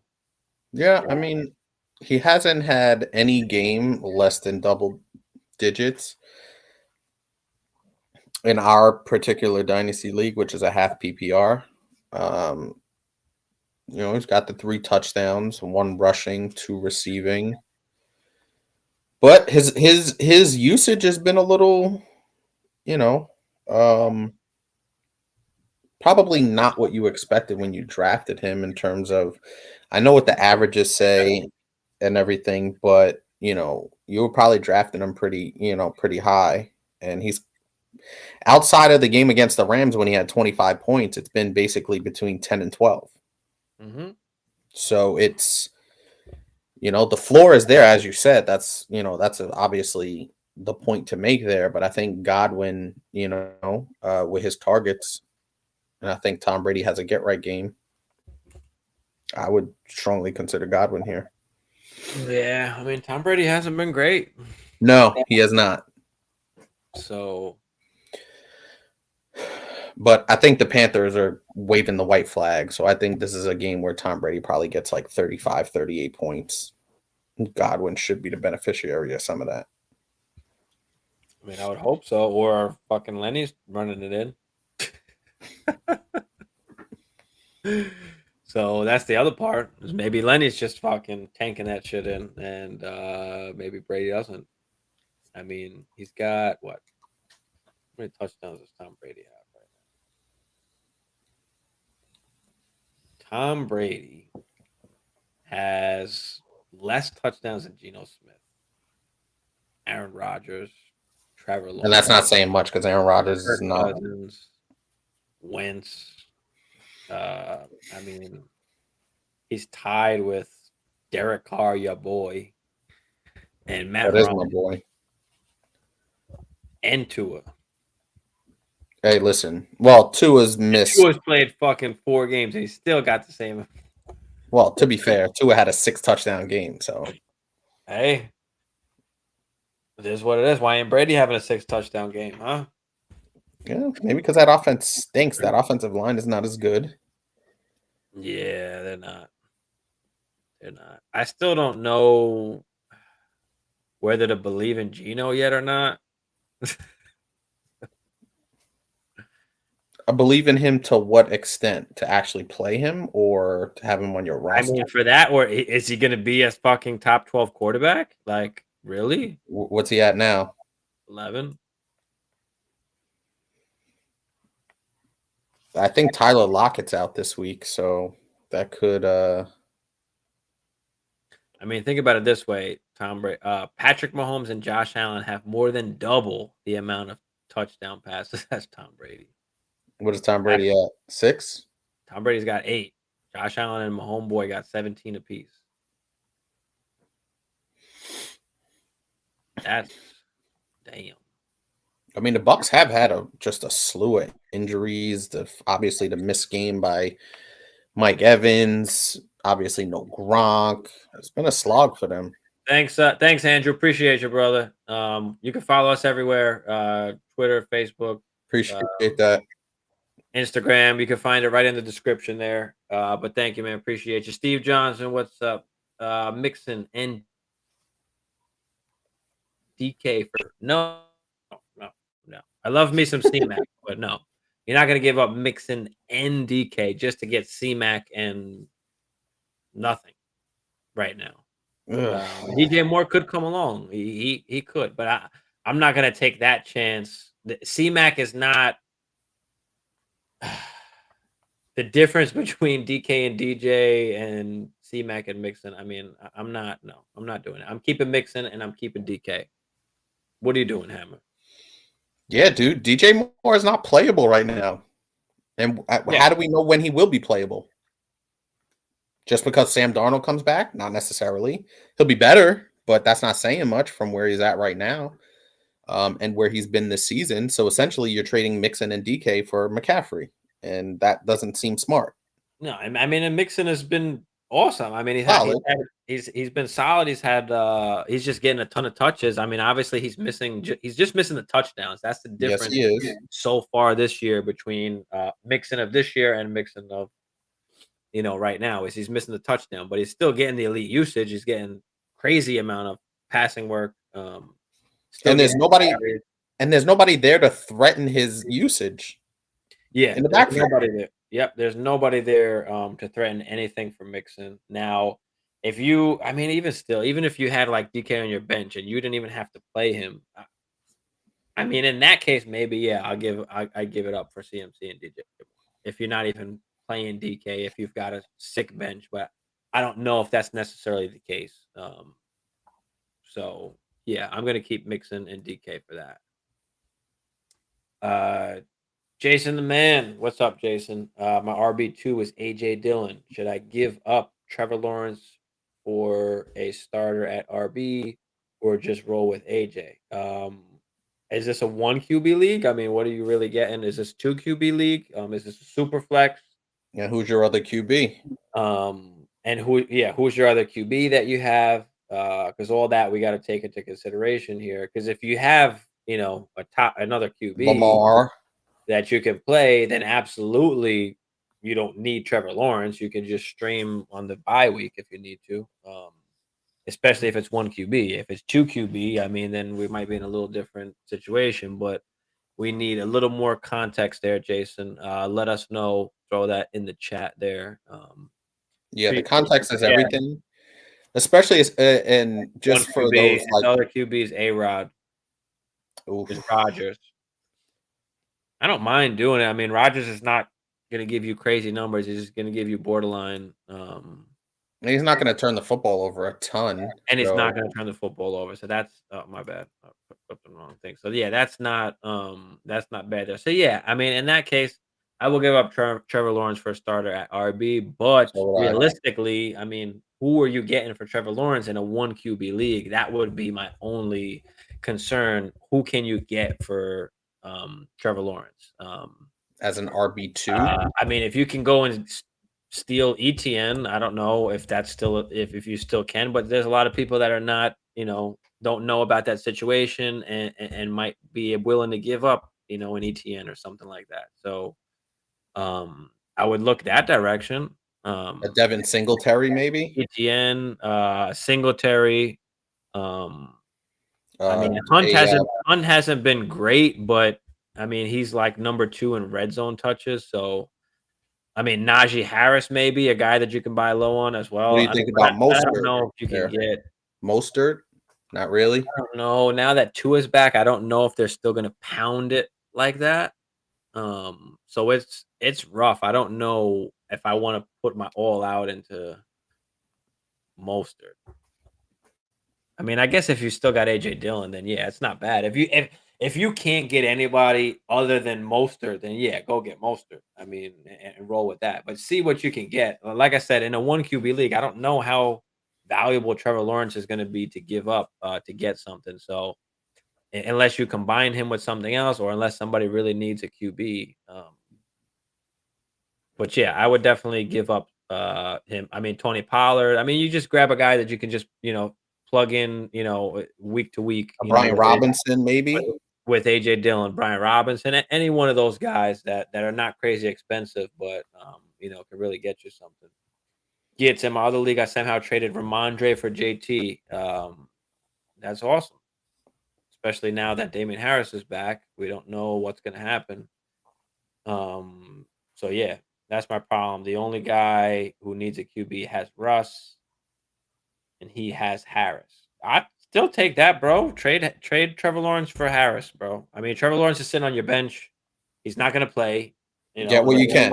So get what you can, man. Get what you can. So yeah, if that's the only team that you could trade and they've got Harris, then absolutely see if he'll give you Harris. Listen, before Damian Harris got hurt, he had 3 straight games with a touchdown. I think sometimes, we look at a timeshare and we're like scared of it. But this particular timeshare, I wouldn't be scared of it on either end, to be honest with you, because Bill Belichick has Matt Jones and Zappy and whoever else out there. He wants to run the ball 30 plus times every single game. So there's enough carries and enough opportunities for both of those guys to be productive, at least as a mid-tier RB2. You know what I mean? So there's plenty there for both of those guys. Don't be afraid of this particular timeshare. Yeah. Yeah, so yeah, if that guy's got Russ, then absolutely take the opportunity now while you can before Russ has a good game, and then he's like, "Yeah, I don't need to do that." Right. But yeah, absolutely. Go get yourself Harris. I mean, it's not a. I mean, I guess it is an upgrade. It's not a tremendous. Of course, it's an upgrade. But it's an upgrade. So yeah, absolutely, especially over AJ Dillon, who just hasn't been producing. So yeah, go do that, Jason the Man Arnold. Appreciate you. Appreciate you. Oh, y'all. Let's go be the man, Jason. Go be the man. Yeah. And then come back to us and tell us what you did. So maybe we'll give you. Let us know. We had somebody in here the other day that was thanking us.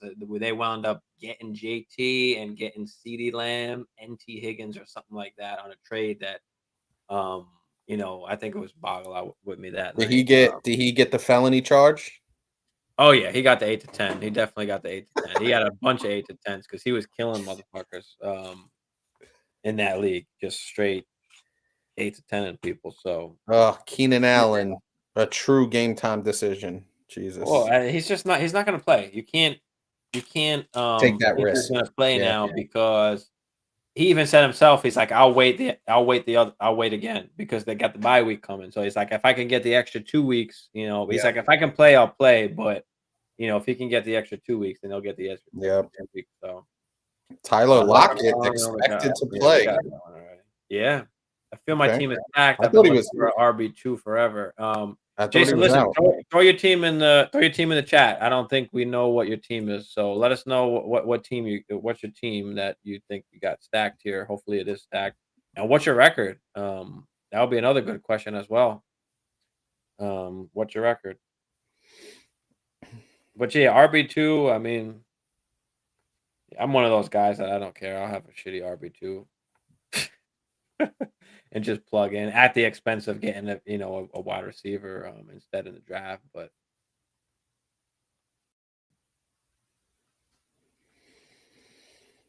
yeah, let's see who Jason got. Let's see what kind of stack team we got here. You feel the team is stacked. I'm guessing you got a winning record or 500 or so, I guess. I mean, I feel like one of my teams is stacked, and I'm fucking 2-4.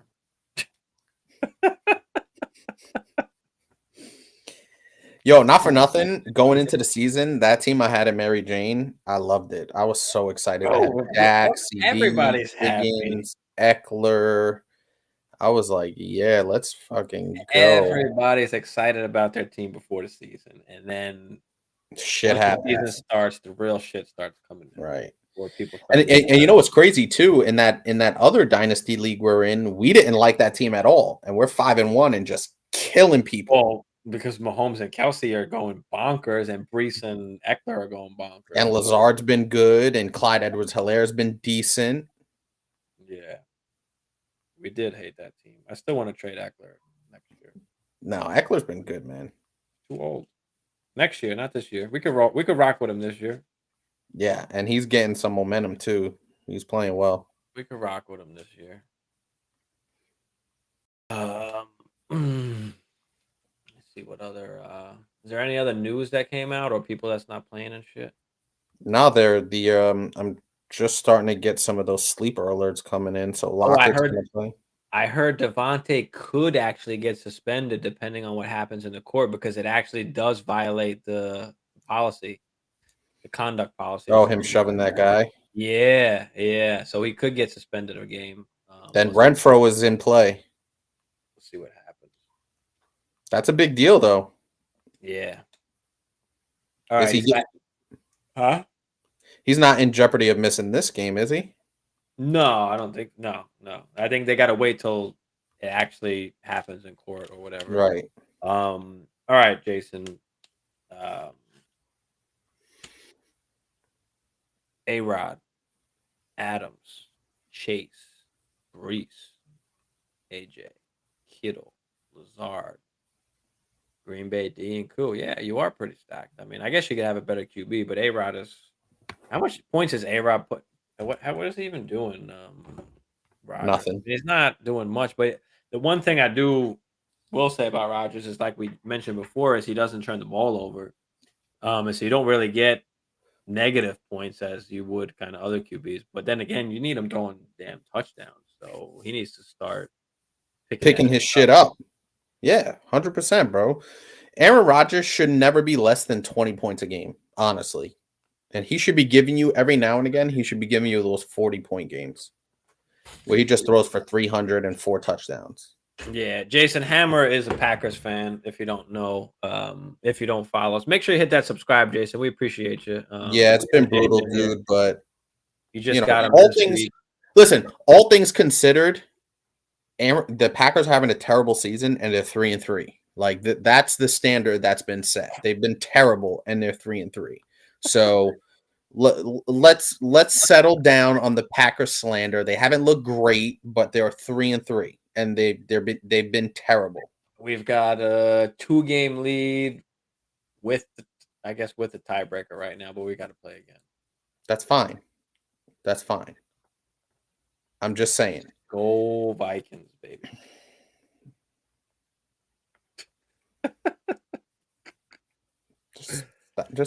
Next question.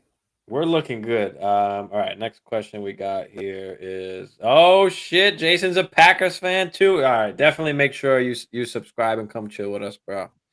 So yeah, Hammer is a diehard Packers fan. I'm a diehard Vikings fan, so we go at it all the time. We've got a few actually Packers fans in here. We had another Vikings fan in here earlier, but we got some cheeseheads. We got a few cheeseheads. We had a Bears fan that was jumping in a lot too, and we were going back and forth. Yep. We got a few different fans up in here, but yeah, that's cool. So, how do you feel about it, Jason? Let us know in the chat. What do you feel about the Packers? What are they doing? What are they not doing? What do you feel about it? I'll tell you what they're not doing. They're not getting Aaron Jones the goddamn ball. I was talking with Bagala.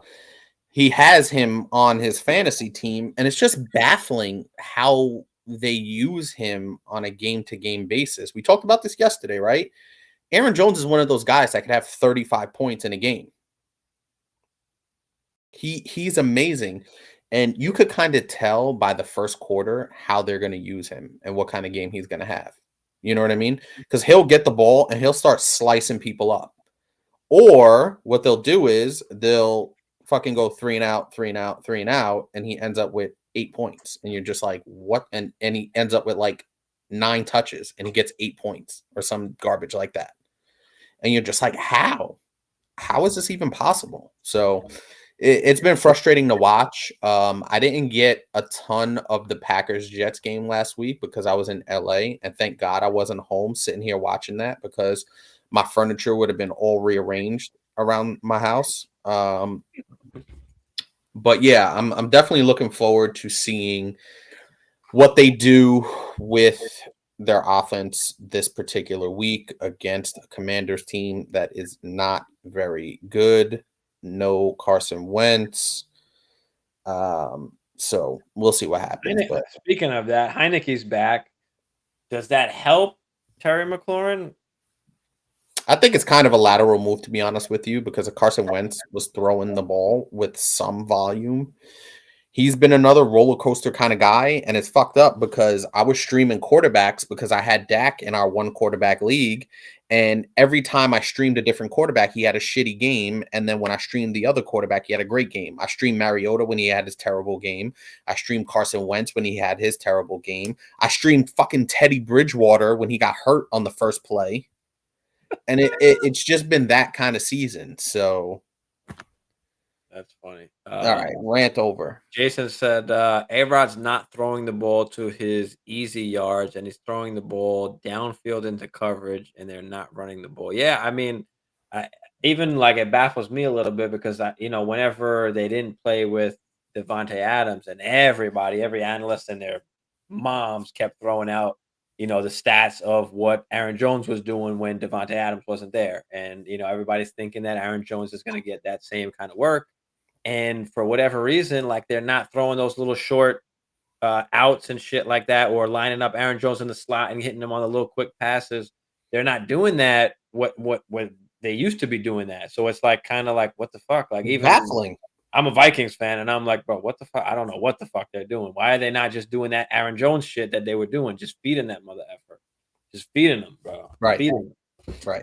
But they're not doing that. So it's just it is very weird. I mean, Aaron is throwing the ball downfield. I guess he's trying to get in sync with, those receivers, have those.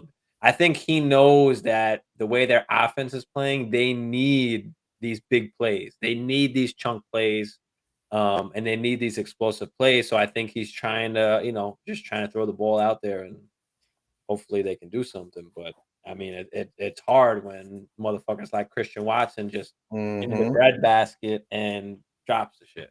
Or Dubes dropped the touchdown. I think he dropped 2.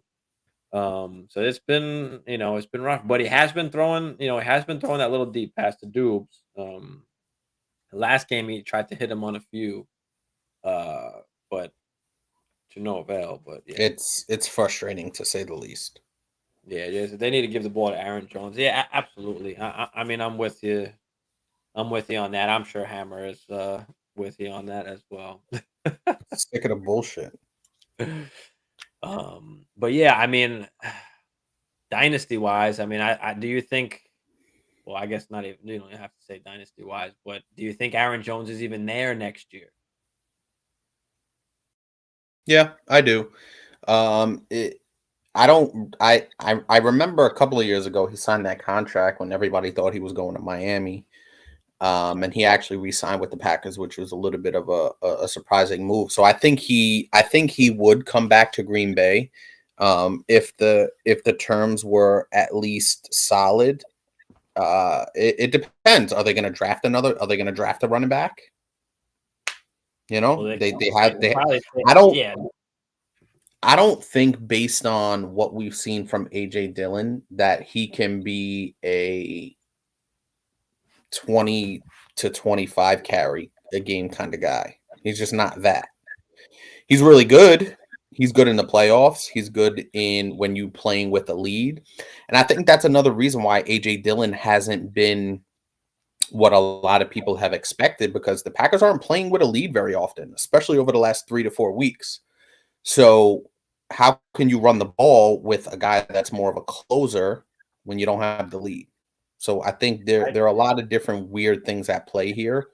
But as far as Aaron Jones goes, it really depends. I still think he's really productive, and he can be really productive at least over the rest of this season, next year, and maybe the year after that even. He doesn't really get hurt too much. All running backs get nicked up, but he doesn't get hurt, like a Christian McCaffrey's been the last couple of years, like your boy DeAndre Swift. He doesn't have that kind of injury history. So I think he still can be pretty good for the next, 2+ years, including this year. Yeah, I mean, he signed through 2024, but again, with the cap situation. It's the cap situation, and then on top of that, I mean, they don't want. It seems like they don't want a workhorse guy, and then the cap situation is like, why would they even keep Aaron Jones for 20 fucking mil on the cap hit if they're splitting time with him and Dylan? So, I think there's a good chance Dylan. There's a good chance that Jones is gone next year because they save what is it? Yeah, it's like about 10 mil. He hits the cap for 20. I think dead cap is almost 10 grand, almost 10 mil. So if I'm not mistaken, that means they'll get 10 mil freed up. But they even say it on here, potential out in 2023. So yeah, they could very well be done with Aaron Jones next year. And I think I don't know if I was talking to you about it or Bagala with, the running backs, especially in Dynasty, where very rarely is it like a steady decline. It's fucking a cliff. yeah. We talked about this last night. Yeah, it was you then. Yeah, it's a cliff that just goes straight down, and that could very well happen for Aaron Jones. Uh, at least I think so. I mean, Zeke is in a similar situation. I don't think Zeke is there next year either. Yeah. Zeke is in a Or do you think Tony Pollard is at every down, or they'll just go out and draft a guy and just basically be a 50-50 kind of deal? They could. I mean, it all depends. I mean, Pollard's a guy that the fans love and shit. But this is the tricky part about it, and this is why I always talk about the draft capital when it comes to Dynasty, where I mean, they just said Eli Mitchell and Wilson just take a hike. We don't give a fuck how good you guys been doing. We don't care. We want CMC. This is about the fans. This is about the money. This is about the market. There's so much other things than football that comes into play. Even that's what scares me even about Damian Pierce. They could next year fucking just draft Bijan, and that's putting people in the seats. That's fucking just everything. The revenue, everything is just going up, and that's why like I'm not even in love with a guy like Damian Pierce because it matters what they spend on you. For sure. It matters, and we see it perfectly with this Elijah Mitchell and Jeff Wilson. I mean, these guys have been playing well, and they would just fucking kick to the curb. We saw the same thing with Breece Hall and Michael Carter. Michael Carter played awesome, right? And then they go out and draft Breece and bye Michael Carter. So there's plenty of examples that you can see where these kind of things just come into play. Jackson, what's up, Jackson? We appreciate you, bro. We always appreciate y'all coming in here.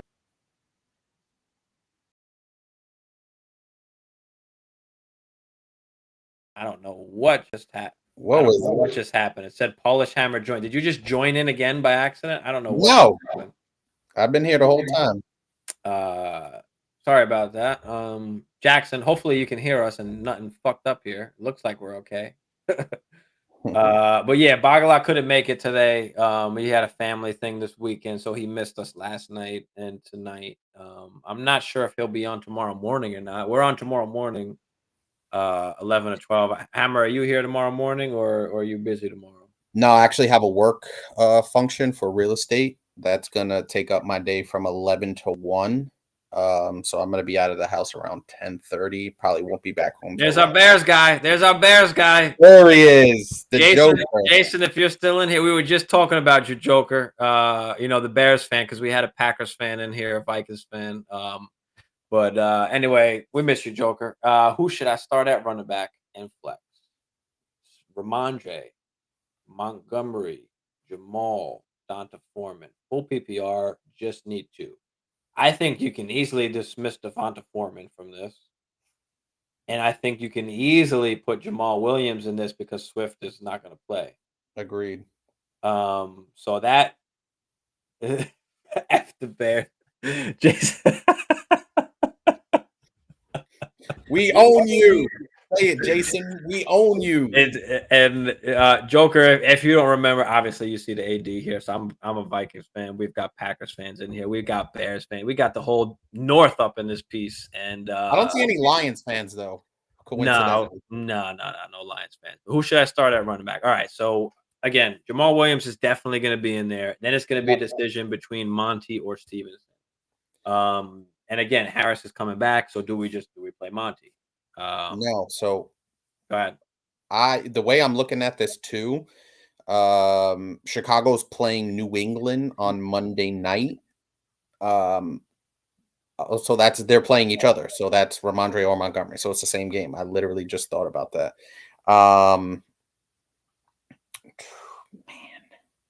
Yee, what up? We got the whole gang in here. Jackson's a Vikings fan. That's my boy, Jackson. That's what I'm talking about, baby. Skull, dog. And then yeah, we got Yee up in here too. So my bad, but go ahead. Yeah, so this is a little bit of a tough one because I think Monty handles more of a percentage of the work than Ramondre does. So I would be tempted to lean towards the guy that handles more work, but I think Ramondre find good, productive, situations to put Ramondre in. This is a real tough one. It's definitely Jamal Williams one. Damn.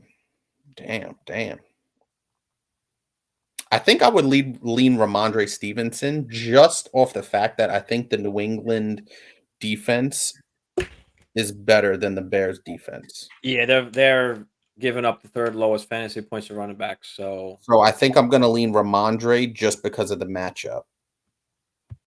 Absolutely. So I'm going to go with Ramondre and Jamal Williams here, Joker. I know they're probably just killing you right here in the chat, but Bears low key worse than the Panthers. Yeah, that could be. That could be. Definitely the worst team. I still don't forgive the Vikings for what you did to us in week 1. Yeah, you know the deal. You know you don't want to see us again. You don't want to see us again. Pack don't want to see us. Jason, all I gotta say is right, Jackson. Let them know, Jackson. Let them know in the chat, baby. Vikings all the way, dog. When have the Vikings ever been a threat to win anything? This fucking year, bro. Never. Don't fuck around. Never. Don't fuck around. Never. We're shitting on the Pack this year, bro. We're shitting on them. We got the tiebreaker right now, and then we're gonna whoop you all the next game too. Jokers is Bears shit. Yeah, we knew that. Even at least you can admit it. We can appreciate that. At least you can admit it.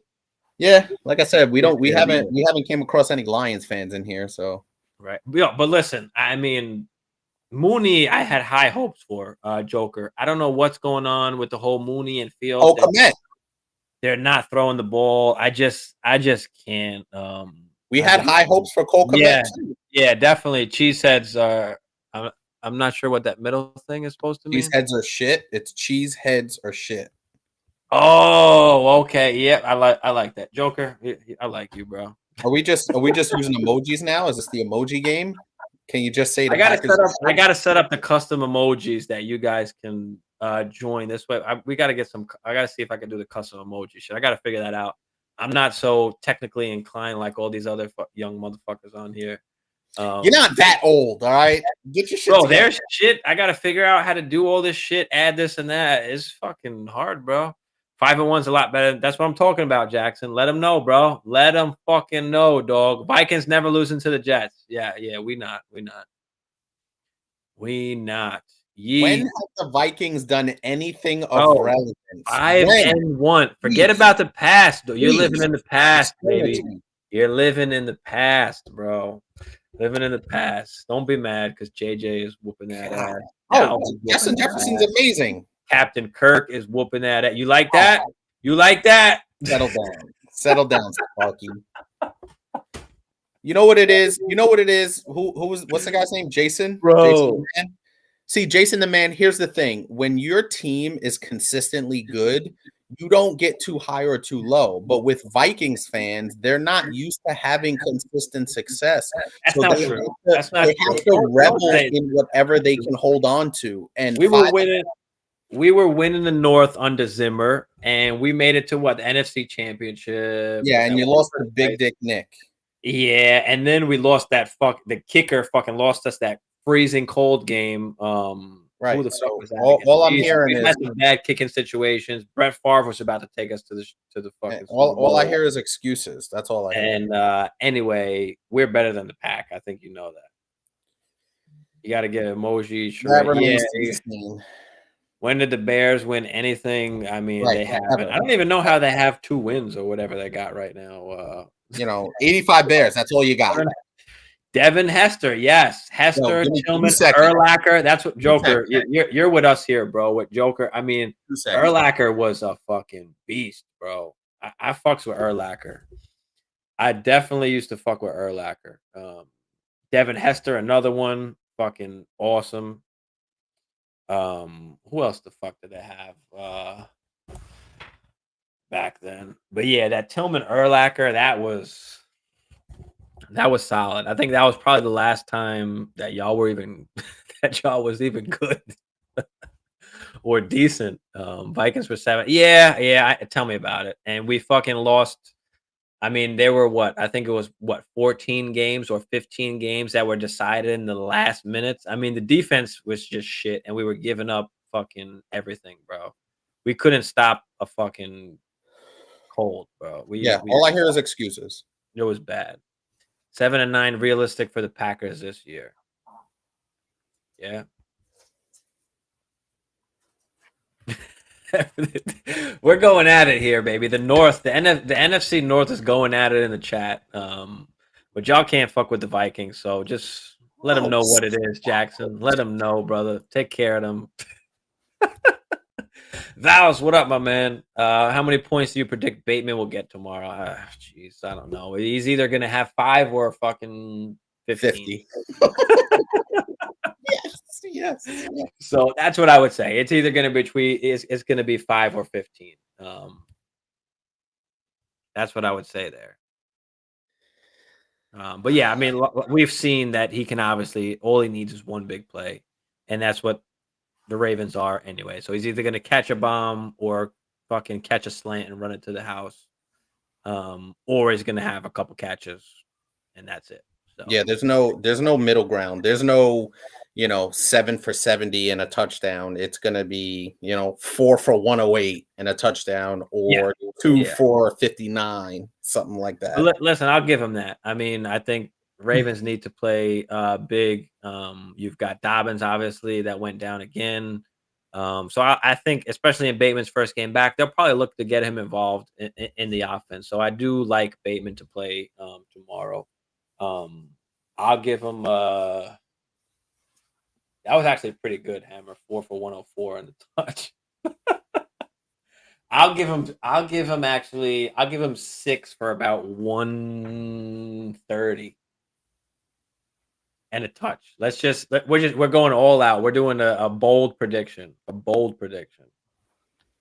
We're just having some fun with it. But yeah, like I said, anywhere between like 5 and 15. I mean, they were relevant. They were irrelevant 2005 to 2007. I think they're going at it over here. Eagles 16-1, lost to the Pack.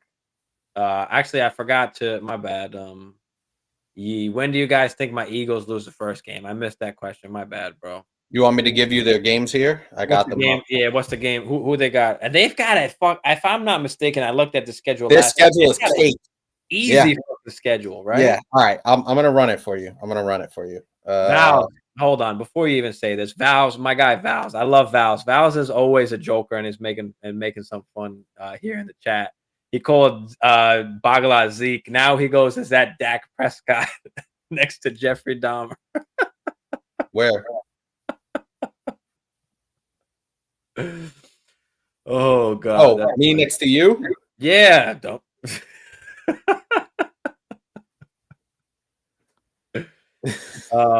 But yeah, what's the Eagles' schedule? Who they got coming up? Let's figure out who they're going to lose to right now. They're currently on the bye. They have the bye this week. October 30th, Steelers. Home. Eagles are home against the Steelers. No, keep going quicker. Right. Just throw them out there. I don't care if they're at home or not. Texans. No. Commanders. No. Colts on the road. No. It's not a gimme, but right. Home to the Packers. Yeah. Possibly. Home to the Titans. Maybe. I don't know, maybe close, but yeah, still like it's not anything crazy. But go ahead. Right. Who's the other ones? On the road, Giants. Nah, no, On the road, Bears. no. On the road, Cowboys. Yeah, that could be one too. That's a tough one. Yeah. So would the Packers came up first there of all those teams? Yeah, pretty much. Read them again, quick. Read them again, quick. Just All right. Steelers, Texans, Commanders, Colts, Colts. Packers. They're gonna lose to the Colts. Ooh. I don't know about that. They're gonna lose to the Colts. They're in a dome. That's how I feel. For real, the Eagles lose. It would be the Pack, not to some bum team like the Vikings. All right, Jason. But we beat the Pack, so what does that mean? It's listen, the Packers notoriously lose opening games of the season. They haven't played well. They'll make the playoffs. They'll be fine. I hope. You hope. See how you just got to throw in the "I hope" in there. Well, I'm not Cleo the psychic or whatever. Yee, do we think Deshaun Jackson will become fantasy relevant anytime this year? No, I don't. Don't bother. As long as Bateman is healthy, then no. If Bateman goes down again, now that they have Deshaun, maybe he gets a little. Excuse me. Maybe he gets a little something, but right. I mean, even still, Duvernay was kind of Mark Andrews is still there. Duvernay, Kenyon Drake is viable. So yeah, I'm not going out picking up Deshaun. I'm not playing Deshaun. I just don't think he's going to be relevant enough. I mean, outside of Bateman and Andrews, there's nobody relevant really. I mean, Duvernay had a couple good games, but now look at him. I mean, yeah. So yeah, not in that offense. I don't.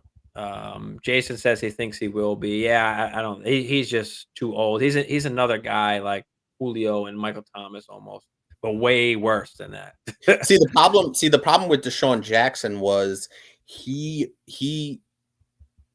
always relied on top end speed.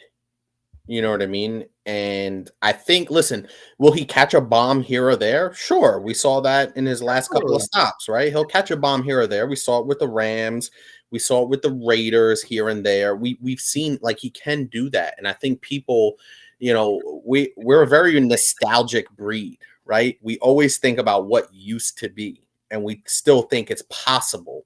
And when we see flashes of it, we get enamored, a la Michael Thomas, a la maybe who's the other guy we told? Julio Jones, guys like that. So, one of the biggest things in fantasy is not to fall in love with those guys or hold on to those guys too long. And especially a guy like Deshaun, listen, he may go out there and he may make a huge play because Lamar can throw that ball down the field and Deshaun can still run. And just because he catches 2 passes for 80 yards and a touchdown, maybe, that doesn't mean go out there and plug him in your lineup right away. Yeah. Yeah, absolutely. Pick up OBJ, and it's another guy that. Hold on. I'm gonna defend this a little bit. Picking up OBJ, depending on where he goes. If he goes back to the Rams, he's a worthy pickup, but it has to be where he goes. I wouldn't rush him in the lineup either, but I think he can be a bit of a difference maker, more than a Deshaun Jackson, more than a Julio Jones, maybe even more than a Michael Thomas. I still think Odell has some gas left in the tank. But if you do pick him up, don't plug him in right away. If you have better options, if you're super, super desperate, maybe. But I think OBJ is a little bit different than a Deshaun, than a Julio, and maybe even a Mike Thomas to that extent. I mean, yeah, I'm with you that I still think he's got something in the tank, but the problem is he's not going to be back until fucking December or later. I mean, what is that in fantasy? I mean, is that the fantasy playoffs even? I mean, can you trust him just to throw in there? Well, remember, there's an extra week, so we're pretty much playing to Christmas. Well, yeah, that's what I'm saying. So even still, I mean, middle to December, end of December. And then on top of that, where is he going to go that he's just going to be integrated and going to be a big part of it right away where you can play him in fantasy? I mean, there's a difference between being good or playing good in real life and being an actual player that you can actually play on your fantasy team. And that's what I think is going to be the difference this year, at least with Odell, where I'm not going to trust, especially that late in the season and deep when you're going into your playoffs and stuff. I'm sure by that time you've got your pretty much main guys already set, and you're going to plug out one of those guys to plug in OBJ. No, not for me. I mean, I'm not. I'm just staying away from it in total. I don't think he's going to be a league-winning guy. Is my main reason. No, I don't think that. But I think can he fill in for you? Yeah, but for that reason, I'm just not even bothering. I think he can. I think he can be put in a situation where if he's your flex and he is 3 weeks in and he's on your roster and he has a plus matchup in the playoffs, Allen Robinson clearly, if he goes back to the Rams, I love that as a pickup. If he goes back to the Rams, I really do. Outside of that, it might be a little tougher, but you really have to see how it plays out. If there's any injuries to any teams and he steps in as the wide receiver too, like he did last year with the Rams, it was kind of like a perfect storm kind of deal. I know the injury he's coming off of, but I do think he can make a difference. He's not going to win you the league, but I think he can move the needle enough where he could be a viable guy. Say he gets you 5 for 50 and a touchdown in a fantasy playoff game. That can move the needle enough out of a flex position to kind of warrant being able to play. But you have to see what happens. Honestly, we're a long way from there. There's no guarantee he even comes back in December. That's what they think he's going to come back. I agree. I'm just saying. But then again, once he starts running, once he starts practicing, you've got to hope there's no setbacks. You've got to hope. Yeah, you just have to see how it plays out. Swell up. So but yeah. Jackson, if you could get anything for him, I would honestly take. Oh, should I trade Debo? My bad. Yakub, what up, Yakub? Thanks for joining in, brother. Should I trade Debo? No, just because of what the CMC news. I mean, no. Problem with Debo is he hasn't been producing elite enough for you to get a great return for him. So if you're okay selling him on the low, I mean, I probably wouldn't. I'm still going to hold on to Debo unless you can get something, unless you can get something great back. What do you think, Hammer? What's the trade? Well, I guess it's just a question in general. That's why, Depends. Well, we talk about this all the time. Context is everything. So we're going to need a little bit more. What do the rest of your wide receivers look like? Jackson said if you can get anything for him, he would. Honestly, I'm taking Godwin over Debo rest of the season. I don't mind that. I love Godwin. I love Godwin. That's just it's a lateral move, but just to get off of Debo, if you don't believe in him, yeah, I guess it's pretty even though for me whether you go Debo or Godwin almost. Yeah, that's one of those trades where what does the rest of your roster look like? Who are your other wide receivers? Are you thin at running back? Kind of situations. I still think Debo has some good value. So if you could trade Debo for T. Higgins, if you could trade Debo for absolutely, you can. Yeah. If you could trade Debo for maybe not Michael Pittman, but I would say maybe target like a T. Higgins or a CD Lamb if you can. If you can, definitely. It's going to be rough if those. It really all depends on what record those people have, those teams have. For sure. Because if you're winning, you're not giving up CD or any of those guys. But if you're losing, and maybe you want to shake it up. Those are guys that you got to target. So target those teams that aren't doing well, and see what you can get. Jason said I have Juju on the bench, so if I need a plug-in guy, I'm good. Yeah, Juju's a solid bench guy. Juju's a fine guy to just plug in. I don't expect him to keep doing what he did last week, obviously, but he's still getting solid 7-8 targets a game. Not great, but it's good. But he's flex guy to fill in, wide receiver 3 pretty much. So you can rely on that. Miles Sanders and Amari Cooper. Miles Sanders and Amari Cooper for Kenneth Walker and Amari Cooper. You probably mistyped that in there, obviously. Miles Sanders and who for Kenneth Walker and who? Amari Cooper has a twin we don't know about. I mean, I'd much rather have Kenneth Walker than Miles Sanders. I'll tell you that just by looking at it off the bat. Yeah, But I tend to you're agree. cool. Type in who you meant there, please. Obviously, you didn't mean to put Amari Cooper twice. So Miles Sanders and who for Kenneth Walker and who? I'm gonna assume one of them is Amari Cooper, but who's the other person in that trade? He says he has Debo, DK, Amon Ra, AJ Brown. His running backs are Jeff Wilson, Travis Oof, Etienne, and Miles Sanders. Yeah, so I'd be looking to move Debo for a the running running back. back. Definitely. If you can combine Debo and Miles Sanders and get you a top RB or something like that. What would Um, who would you target with that with Debo and Miles? um, it's hard to say, like I said, because you can't. If a team's winning, they're not giving up their guys. But so you got to kind of attack the teams that aren't winning, and Yeah, or the middle of the pack teams that want to make a change. But who can you attack? Let me open up running backs real quick. Joe Mixon. For Debo and Miles Sanders.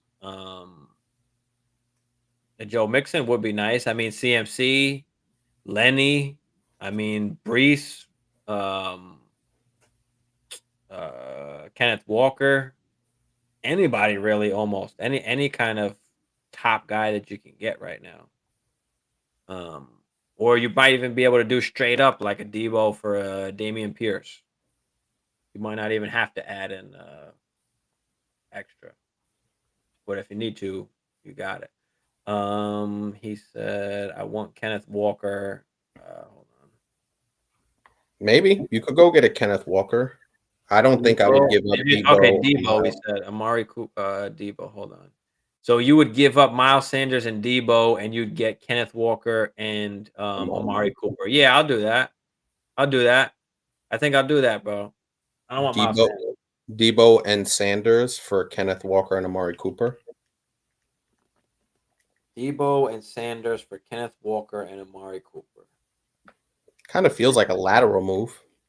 It does. You are moving lateral, so I don't love the lateral part. But I mean, I'd rather have Kenneth Walker, and I mean Debo and Amari are kind of like a toss up almost at this point. Yeah, but Debo has a Um, much higher ceiling I mean, does he and a now? higher floor. Does he now with CMC there? And then, of course, don't forget you got Deshaun Watson coming back at the end of the season. For Yeah, Amari I mean, Cooper. So it's like I said, all things considered, the total package feels like a lateral move in my estimation. yeah. I would just try and get Kenneth Walker in general. And what do you have to give up for Kenneth Walker?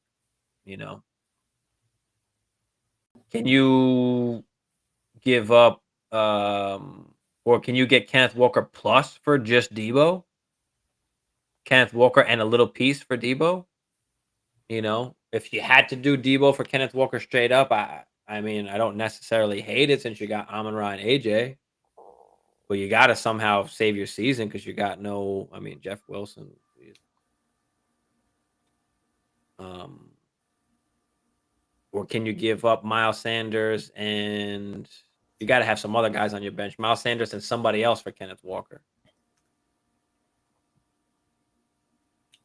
As long as you get Amari Cooper, you're good. Yeah, I don't mind grabbing Amari, but like I said, yeah, I'd rather try and just do it almost straight up instead of the RB wide receiver for RB wide receiver.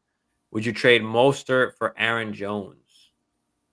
I would give away Mostert to get Aaron Jones. I would, So would even I. though Mostert has been playing great. And again, see if you could get another piece on top of that because Aaron Jones hasn't really been producing. But otherwise, yeah, I'd do that straight up. I'll give up Mostert and take Aaron Jones. I would drop Jeff Wilson. Don't drop him yet. Not yet. Not Don't yet. drop him yet. Don't forget. I mean, guys, if CMC gets hurt, I mean, you could see Jeff Wilson in there. Elijah Mitchell just can't stay healthy. So you're going to bank on that. I mean, I would hold on to him still. I wouldn't drop him just yet. He will get no more carries. Well, that's not true. This game, he's probably is going to see carries because CMC don't know the playbook and he's only going to play for a little bit. He's got certain packages they've got for him, so I wouldn't drop him just yet. I'd hold on to him for a little bit if you can. And then on top of that, I mean, who are you even picking up for you to even drop? For you to even drop Wilson. So I want Kenneth Walker. Yeah, I like him a lot. Absolutely. So go try and get him. And Amari Cooper, you said. Okay.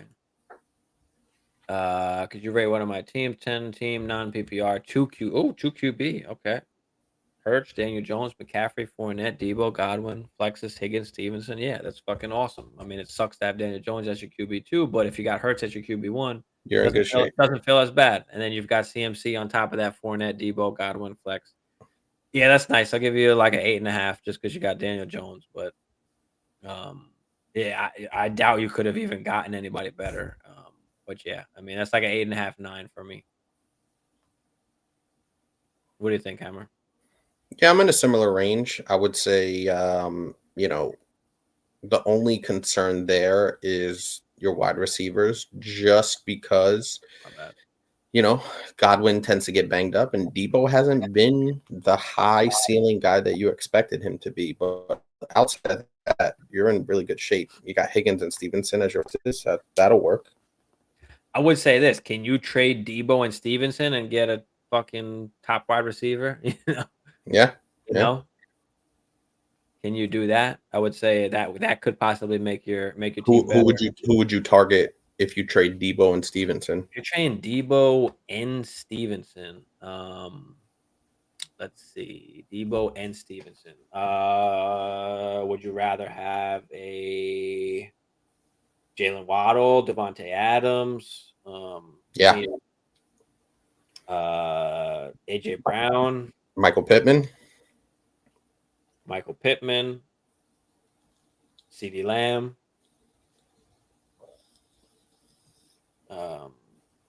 Yeah, any one of those guys I'd probably rather have over Debo.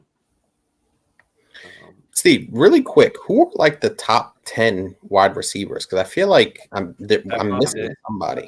I'll tell you right now. Top 10 wide receivers right now, as far as fantasy points, not fantasy points per game. We're just going off straight fantasy points right now. Yeah. Diggs, Cup, Cheetah, JJ, Chase, Marquise Brown, who just got hurt, Jalen Waddle, Devontae Adams, Debo, and they've got Chris Olave, but he just played. That's why he's all the way up there. AJ Brown would be next. Amari Cooper, Christian Kirk, Lockett, CD, Gabriel Davis, Mike Williams. Gotcha. But then don't forget, we've had some guys that are injured. So, like, if you're looking at fantasy points per game, you've got Diggs, Cup, Cheetah, JJ, Devontae, St. Brown. D-Hop just only played one game. And then you start getting the same Cheetah, Michael Thomas, Gabe Davis, Pittman, Debo, Mike Evans. Yeah, the points per game thing can be a little skewed because if a guy plays 2 games and he scores, 20 points each game. Well, yeah, that's why obviously, DeAndre, Hopkins only played 1 game, so you can't really look at him like that. Guys that have played, 4 or 5 games compared to guys that have played even like 6, 7 games is still, right. The guys play, they're producing. But guys, throw all them questions in the chat. Appreciate y'all hopping in. Just traded AJ Dillon, Gabe Davis, and Swift for Saquon and Higgins. Yeah, we just told you to do that, didn't we? Fucking awesome, bro. That's what I'm talking about, dog. You got that. That's good fucking shit. That's 8 to 10, bro. Francisco, that's what I'm talking about, man. No parole. You're not getting parole on that one. That is what I'm talking about. Now you got Mixon, Saquon, and Pierce, and you got Cups, Higgins, and Sutton. Bro, that's how you do it, man. That is how you do it. So good shit there. Debo for Kenneth Walker and Brian Robinson. Who else? I think so. I think I like that.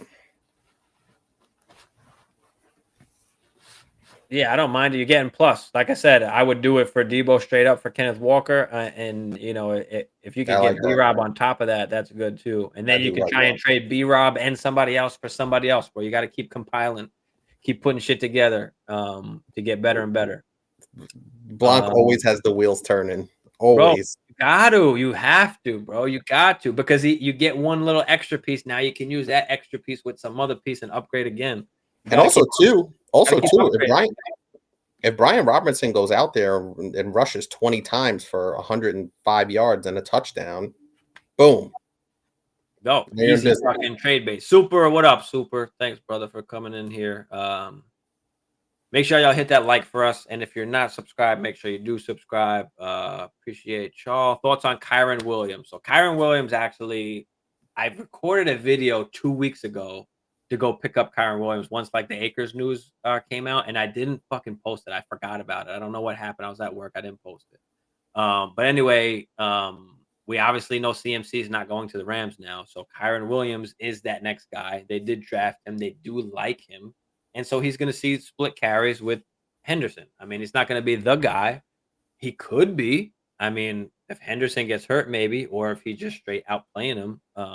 But I do like Kyron Williams. If you can go pick him up, pick him up. I think he's still on IR right now. He should be coming off any week. So if you can go stick him in your IR, I mean, that doesn't cost you anything. So go grab him. What do you think about Kyron Williams, Hammer? Yeah, I think he's also too one of those guys where you kind of listen. If you don't have to pay anything and he's on your IR, he's not even taking up a roster spot. So what's the harm in doing that? And then you can see that first game or 2 games. How are they going to use him? You can kind of hold him as a usable asset, kind of like you did with Kenneth Walker, right? Yep. That's what we did with Kenneth Walker. What if Darrell Henderson goes down? Now you're in business. So similar situation to Kenneth Walker. Hang on to him. He's not going to cost you a lot to go get. Kenneth Walker wasn't drafted very high in a lot of drafts anyway. Same kind of situation. I know Kenneth Walker was a little banged up at the beginning of the season as well. And he can, potentially pay dividends down the line. So very low risk, higher reward. Why not? Oscar, what's up, Oscar? Is that a big ass fish or is that like a fucking baby shark? Cool pick there. Like what up, Oscar? Thanks for tuning in, man. Hit that like and subscribe for us, brother, if you haven't already. But I have Chase, I have Kirk, Reynolds, Renfro for my wide receivers. Also have Fournette, Stevenson, Walker, Connor, Murray for RBs. Does it sound good to trade Connor for Keenan Allen? I don't love Keenan Allen, but absolutely. If you can get rid of Connor for Keenan Allen, go get him right now. Yeah, go hit that right now. What do you think, Hammer? Yeah, for sure. Connor's been terrible. So, I mean, his value. You've got plenty of running backs. So, yeah, Fournette, Stevenson, and Walker. Yeah, go and get yourself a wide receiver. Fuck yeah. What was I can't see the bottom of the screen. Who's he trying to trade Connor for? He's trying to get rid of Connor and get Keenan Allen. Yeah. That's fine. Because, I mean, Keenan Allen's weird and he's been getting hurt more and more, and now it's keeping him out longer than it normally does. Usually he could bounce back after a game or so, but if you have those other running backs, Keenan Allen's kind of just an insurance policy. He's just like icing on the cake at this point for you. Definitely. Jackson, other team, 16-man PPR, Dak, JT, Montgomery, Hopkins, Deontay, Noah Fant, and Michael Thomas. I mean, shit, Michael Thomas can't get on the damn field, bro. Deontay hasn't done jack shit. Noah Fant is invisible. Hopkins just started playing. You've got Montgomery, JT, and Dak. I mean, it is a 16 team, so this is deep. It's deep. Well, we play in a few 14-team leagues, which I do like, but 16 is even a little bit deeper. So we've got QB, RB, wide receiver. Okay, so it's 2 like a standard: 2 RB, 2 wide receiver, 2 and 1 flex. So yeah, I mean, I guess if I had to rate this team, I want to say I don't know. I guess if I'm going out of 10, almost like a 6.5, 7, I guess. You got Dak, you got JT and Monty, which is good, especially in the 16 team. I do like that. You got D-Hop, so that's awesome. Deontay just hasn't been producing, and I don't love Noah Fant. You could probably just stream that tight end. And then Michael Thomas, I mean, obviously he's out. So who else do you have to play in there? So yeah, that's why I'm kind of at like a 6.5, 7, because it is a 16 team, so it is deep. So what do you think, Hammer? Yeah, considering it's 16 teams, I was gonna go like 7.5. The Michael Thomas and the Michael Thomas Fant thing, the back end of that starting lineup is not very good. No. And this was the problem that we've been talking about in pretty almost every show that we've done was Michael Thomas, right? Like if you're counting on him to be in your starting lineup, he can burn you. Now, it's so funny because after the first 2 weeks in our home league group chat, everybody was like, Michael Thomas is back. And we're like, just wait. He's going to get hurt. He's going to be out. and right on schedule. He got hurt. He's out. And you're probably counting on him giving you those 10 to 15 points a game. And now that's not there, and you have to make up for that. So, the rest of that roster, being as deep a league as it is, your options are probably not that great to begin with. If Michael Thomas is in your starting lineup, particularly at your flex. But the top end is pretty good. Dak, obviously, the running backs. Hopkins, I think Hopkins, this 6-game suspension was a blessing in disguise. It really was, because he's healthy. He looks like he's ready to roll. Kyler's throwing him the ball all the time. So he's going to be a wide receiver 1 on a points per game basis, I believe, for the rest of the season. Yes, can I tell you my other team is 10 times worse? You just lost JK. Yeah, fucking throw it in the chat, bro. I ain't doing shit. Hammer, if you gotta go, I'll stick around. Yeah, I'm probably gonna wrap up in like 5 minutes. I gotta be up early. All right, don't worry, I'm here for you. As long as y'all keep the chat rolling, I'm here. I'll stay. I ain't got shit to do. I might have to roll up, but Francisco, would you trade Sutton for Amari Cooper? This is a really that is a tough one. I think the same. Almost the same. It is, that's lateral. It's kind of lateral. Before last week, before Denver played, I mean, Sutton was the wide receiver 15 on a shitty offense, with shitty Russell, and it can only get better. And Amari Cooper is, he's still right around. I think he's like wide receiver 12, 13 or something like that right now. And he's been solid, but then again, he's going to get Deshaun. Does that help him? So this is tough. I mean, you don't want Sutton this week, obviously, with no Russ. But yeah, I'd take either or. I mean, it's just I don't love the lateral shit. I don't love going from it just doesn't make sense. They're going to average the same points per game. I'd rather just go get someone else. But I mean, I'm comfortable with either one. If that means anything, I'm comfortable with either one, Sutton or Amari. I don't care. I'll take either one at this point. What do you think, Cameron?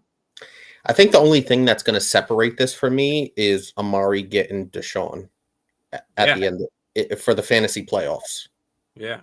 So if that's going to be the deciding factor, then trade him for then make the trade. Yeah, if you want to try and take that upside, yeah, go ahead and do it. This is a good question. Damian Harris or Drake? Ooh, this is I'm in this situation, sort of. Okay, well, go ahead. Let's see what you got, Hammer. Give it away. So, I mean, I don't have a choice. I'm playing both of these guys because I have Algier, but I did ask this question to you, right? I said three guys, 2 spots. I had Harris, Kenyon Drake, and Tyler Algier, 3 guys for 2 spots. I took Harris and Drake. But for this one, do we know if Gus Edwards is playing? Is there any confirmation one way or the other on Gus? Shit, I didn't check and my phone's about to die, but hold on. Because that's going to be a big deal. I think he is playing. He's activated. He's been activated. Trying to see if they have anything. Excellent matchup. Yeah, he could be eased in with Kenyon Drake there, and then Justice Hill is there too. I'm not fucking with Drake, bro. I mean, even last week he had 11 carries. He's not getting the ball like that. So I'm gonna roll with Damian Harris because I will not trust any running back for the Ravens. Yeah, I don't have a choice, but if I had to make the choice, I'm playing both of these guys. Yeah, it's kind of Damian Harris, and we kind of outlined the reasons why, because he's going to get 15, 16 touches. Yeah. In a run-heavy offense. And also, too, Lamar can vulture you at any point if you're a Baltimore running back, and that's always scared me. I have to play Kenyon Drake out of necessity this week because I had the San Francisco running backfield, and I got ass raped on that. So I'm kind of have to play both of those guys. Good away, Mike. Yeah, but I do think Damian Harris is the safer play here. Yeah, Jason said Harris as well. Super says he just traded away Mike Williams and Jerry Jeudy for Derrick Henry.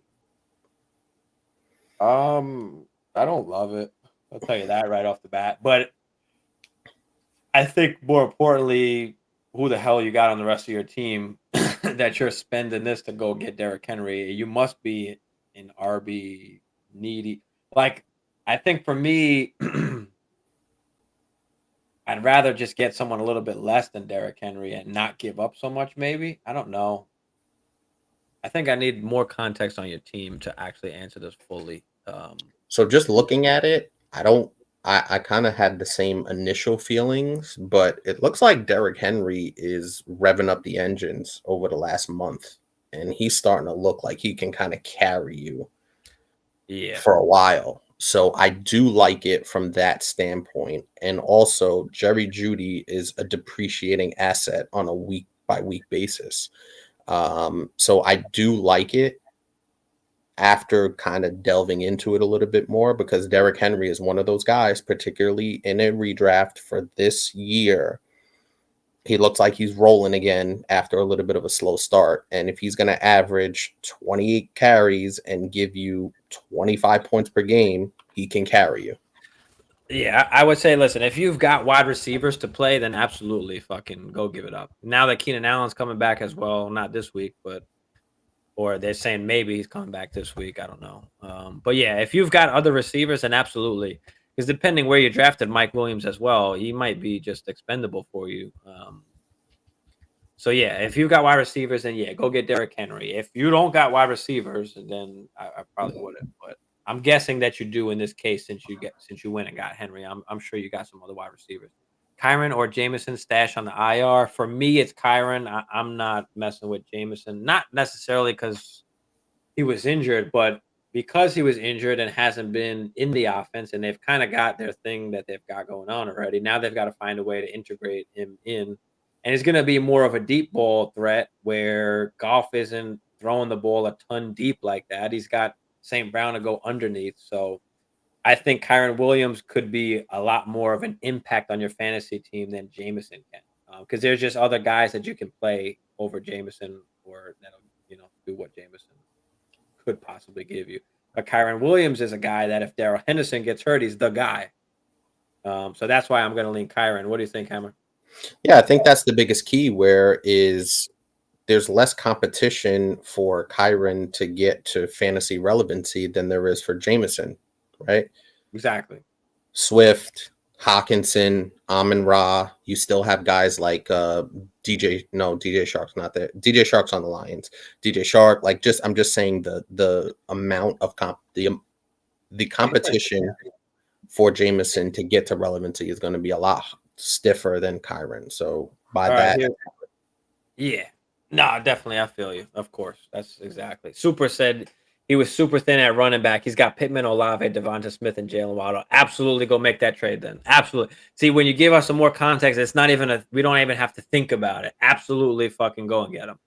But that's why we asked because, that shit, it matters what else you have, on your team there. Git says Gino, JT, Foreman, Evans, Cup, Myers, Hawkinson, Pierce, benches, Mooney, Elijah Moore, Hubbard, Wandell, T. Law, Latavius Murray, and JK. Gino, JT, Foreman, Evans, Cup, Myers. Are you asking us to rate it, or is there a question here? Yeah, I think so. I think it was more of a rating. I don't see anything, but yeah, I guess we can rate. I mean, shit, Gino's been fucking awesome. JT, Foreman, I don't know what happened there. How you've got to start Foreman. Pretty sure there was like JK. He lost JK. That's the one. Okay, that's right. He lost JK. So yeah, I would say you've got Cup, Myers, Hawkinson. Well, you got Pierce. Is that Alec Pierce or is that Damian? I think that's Damian Pierce. If I'm not. I think so too. So if you got JT and Damian Pierce, you're okay. And then you've got Cup, Myers, Mooney. You don't got much wide receiver. It's got Mike Evans. Where's Evans? Am I missing this somewhere? Right after Foreman.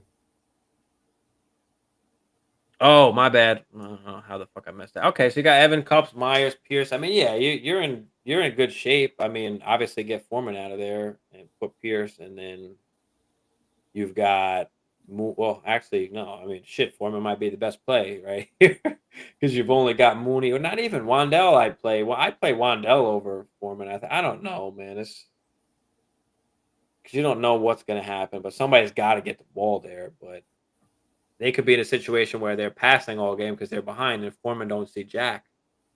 And everybody's hurt on the Giants. So, yeah, I think I'd actually go Wandell. I'd make a switch there and play Wandell in the flex and put Pierce at RB. Take Foreman out. I think I want to see it for Foreman first. What do you think, Hammer? Yeah, I mean, that you kind of want to see what it looks like, obviously, but it doesn't look like in this situation he can sit around and wait to see what it looks like. So I'd probably roll with Foreman. He did, when Henry was out, he did come in and have, if I remember correctly, a big game or two last season, if I remember correctly, for the Foreman's on the Panthers now. Yeah, Jason. Hold on, real quick. He was on Jason the and Super. Thanks, guys, for hopping in, man. Appreciate y'all. Catch us tomorrow morning or Monday night, if anything. But go ahead, Hammer. Yeah. So, yeah, I've seen a couple of games for Foreman. So I'd roll with that, but it's not ideal, obviously. He said, "What kind of trades can he look for?" Let me pull up his team real quick. Javier, I see you over there, brother. We'll get to you. I appreciate you waiting in there. Just hit that like and subscribe if you haven't already. So, what trades can he try and make? I mean, you've got Evans and you've got Cup.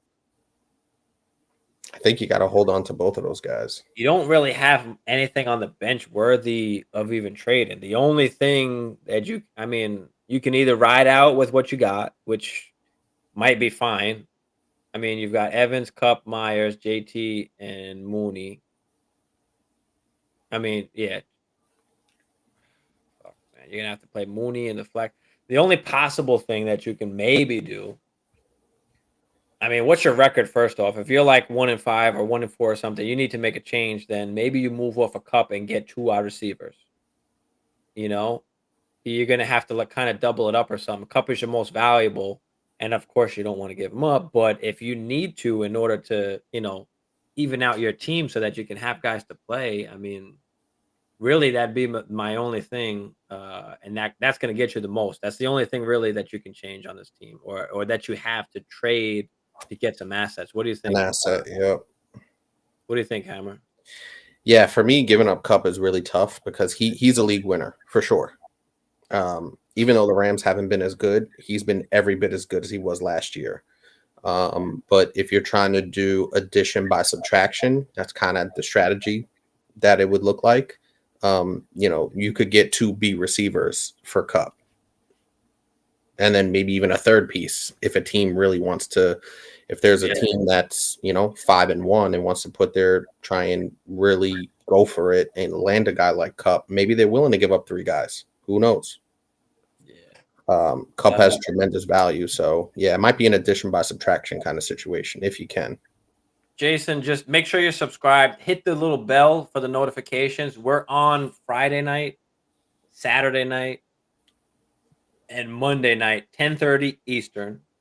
Okay, and we're Sunday mornings, 11 to 12 Eastern. So we're there 4 nights a week. I mean, and it just follow us on Instagram as well, Dynasty Life Fantasy Football.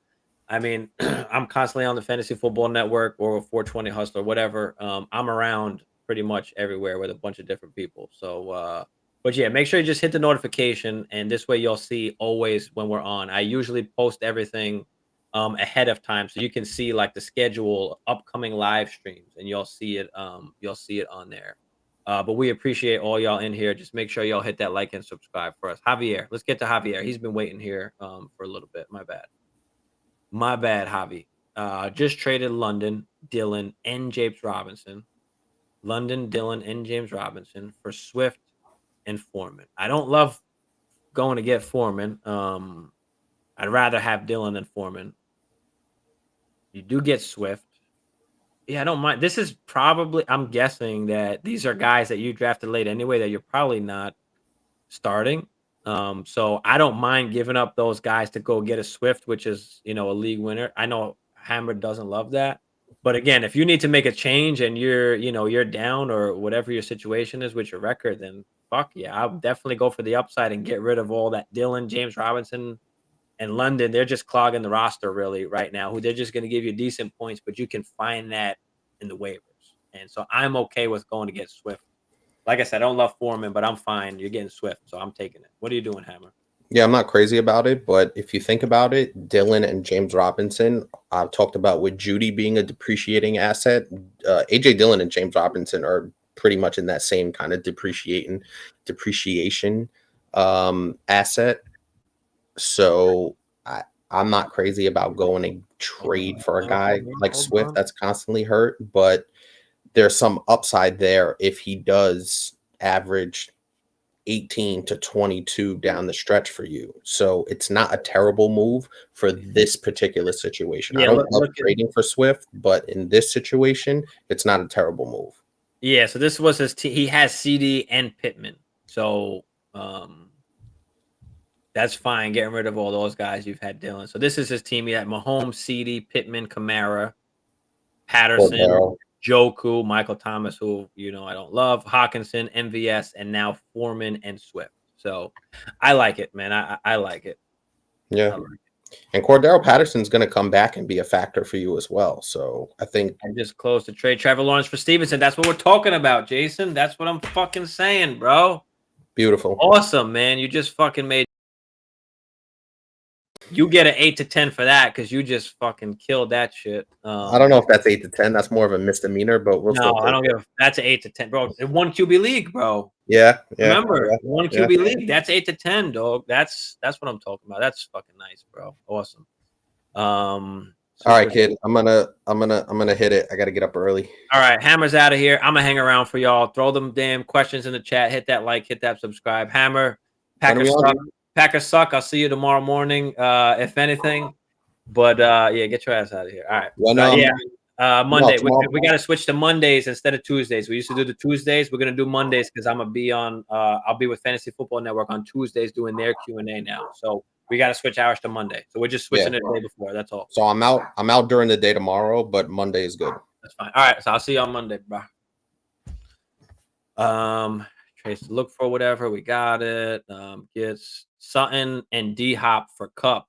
Sutton and D Hop for Cup. Sutton and D Hop for Cup. It's tough because Marquise Brown is out. That's the problem. Marquise Brown is out. D Hop is going to kill it over the next few. That's my only issue with doing that. But yeah, I would do it. Fuck it, bro. Go get yourself Cooper Cup, bro, because that's gonna take you over the top.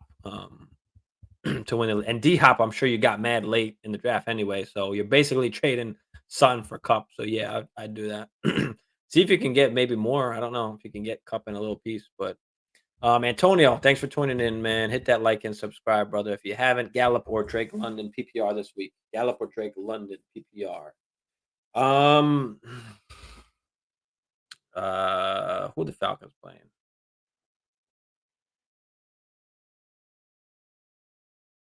Falcons are playing.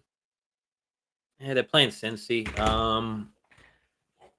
They could be down, or it could be a good game. But then again, we got Gallup and we got Dak back. I'm gonna go with Gallup. Drake London hasn't been great as of late, so I got to see him start to do it again. I'm gonna go with Gallup, especially that Dak is back. I'm 3-3. Robinson and Dillon haven't done much. Exactly, Javier. That's why I don't mind going to get him. I'm a huge Swift guy. I've got Swift in fucking 6 leagues. He's killing me right now with the damn injury. But when he comes back, he's going to be nice, bro. Kamara, Swift, Foreman, and Patterson. Yeah, you're good. You're not going to play Foreman. So unless it's a bye week or this week, you might have to because Swift is out. So yeah, injuries killed me as well, Javi. Same shit, bro. I mean, I'm getting killed. In one league, I mean, I had fucking Swift, um, Amon-Ra St. Brown, who was hurt as well. Javante, I lost for the season. So I've been in some tough injury situations as well. I'm thinking Patterson at flex and team looks decent. Of course, once Patterson comes back, bro, you're good, man. You're good. So as soon as Patterson comes back, then you're all set. But yeah, throw any other questions y'all got in the chat. I mean, looks like there's only somebody in here. Just you, Javi, maybe. I don't know if anybody else is in there. Appreciate all y'all for tuning in. Throw any last second questions you got in the chat before I hop off here. But I'll be on tomorrow morning, 11 a.m. Eastern. So whatever time that is for you, I'll be here. But other than that, it looks like I'll just wrap this up without anybody else in here. Appreciate y'all, but I'm out. I'll see y'all in the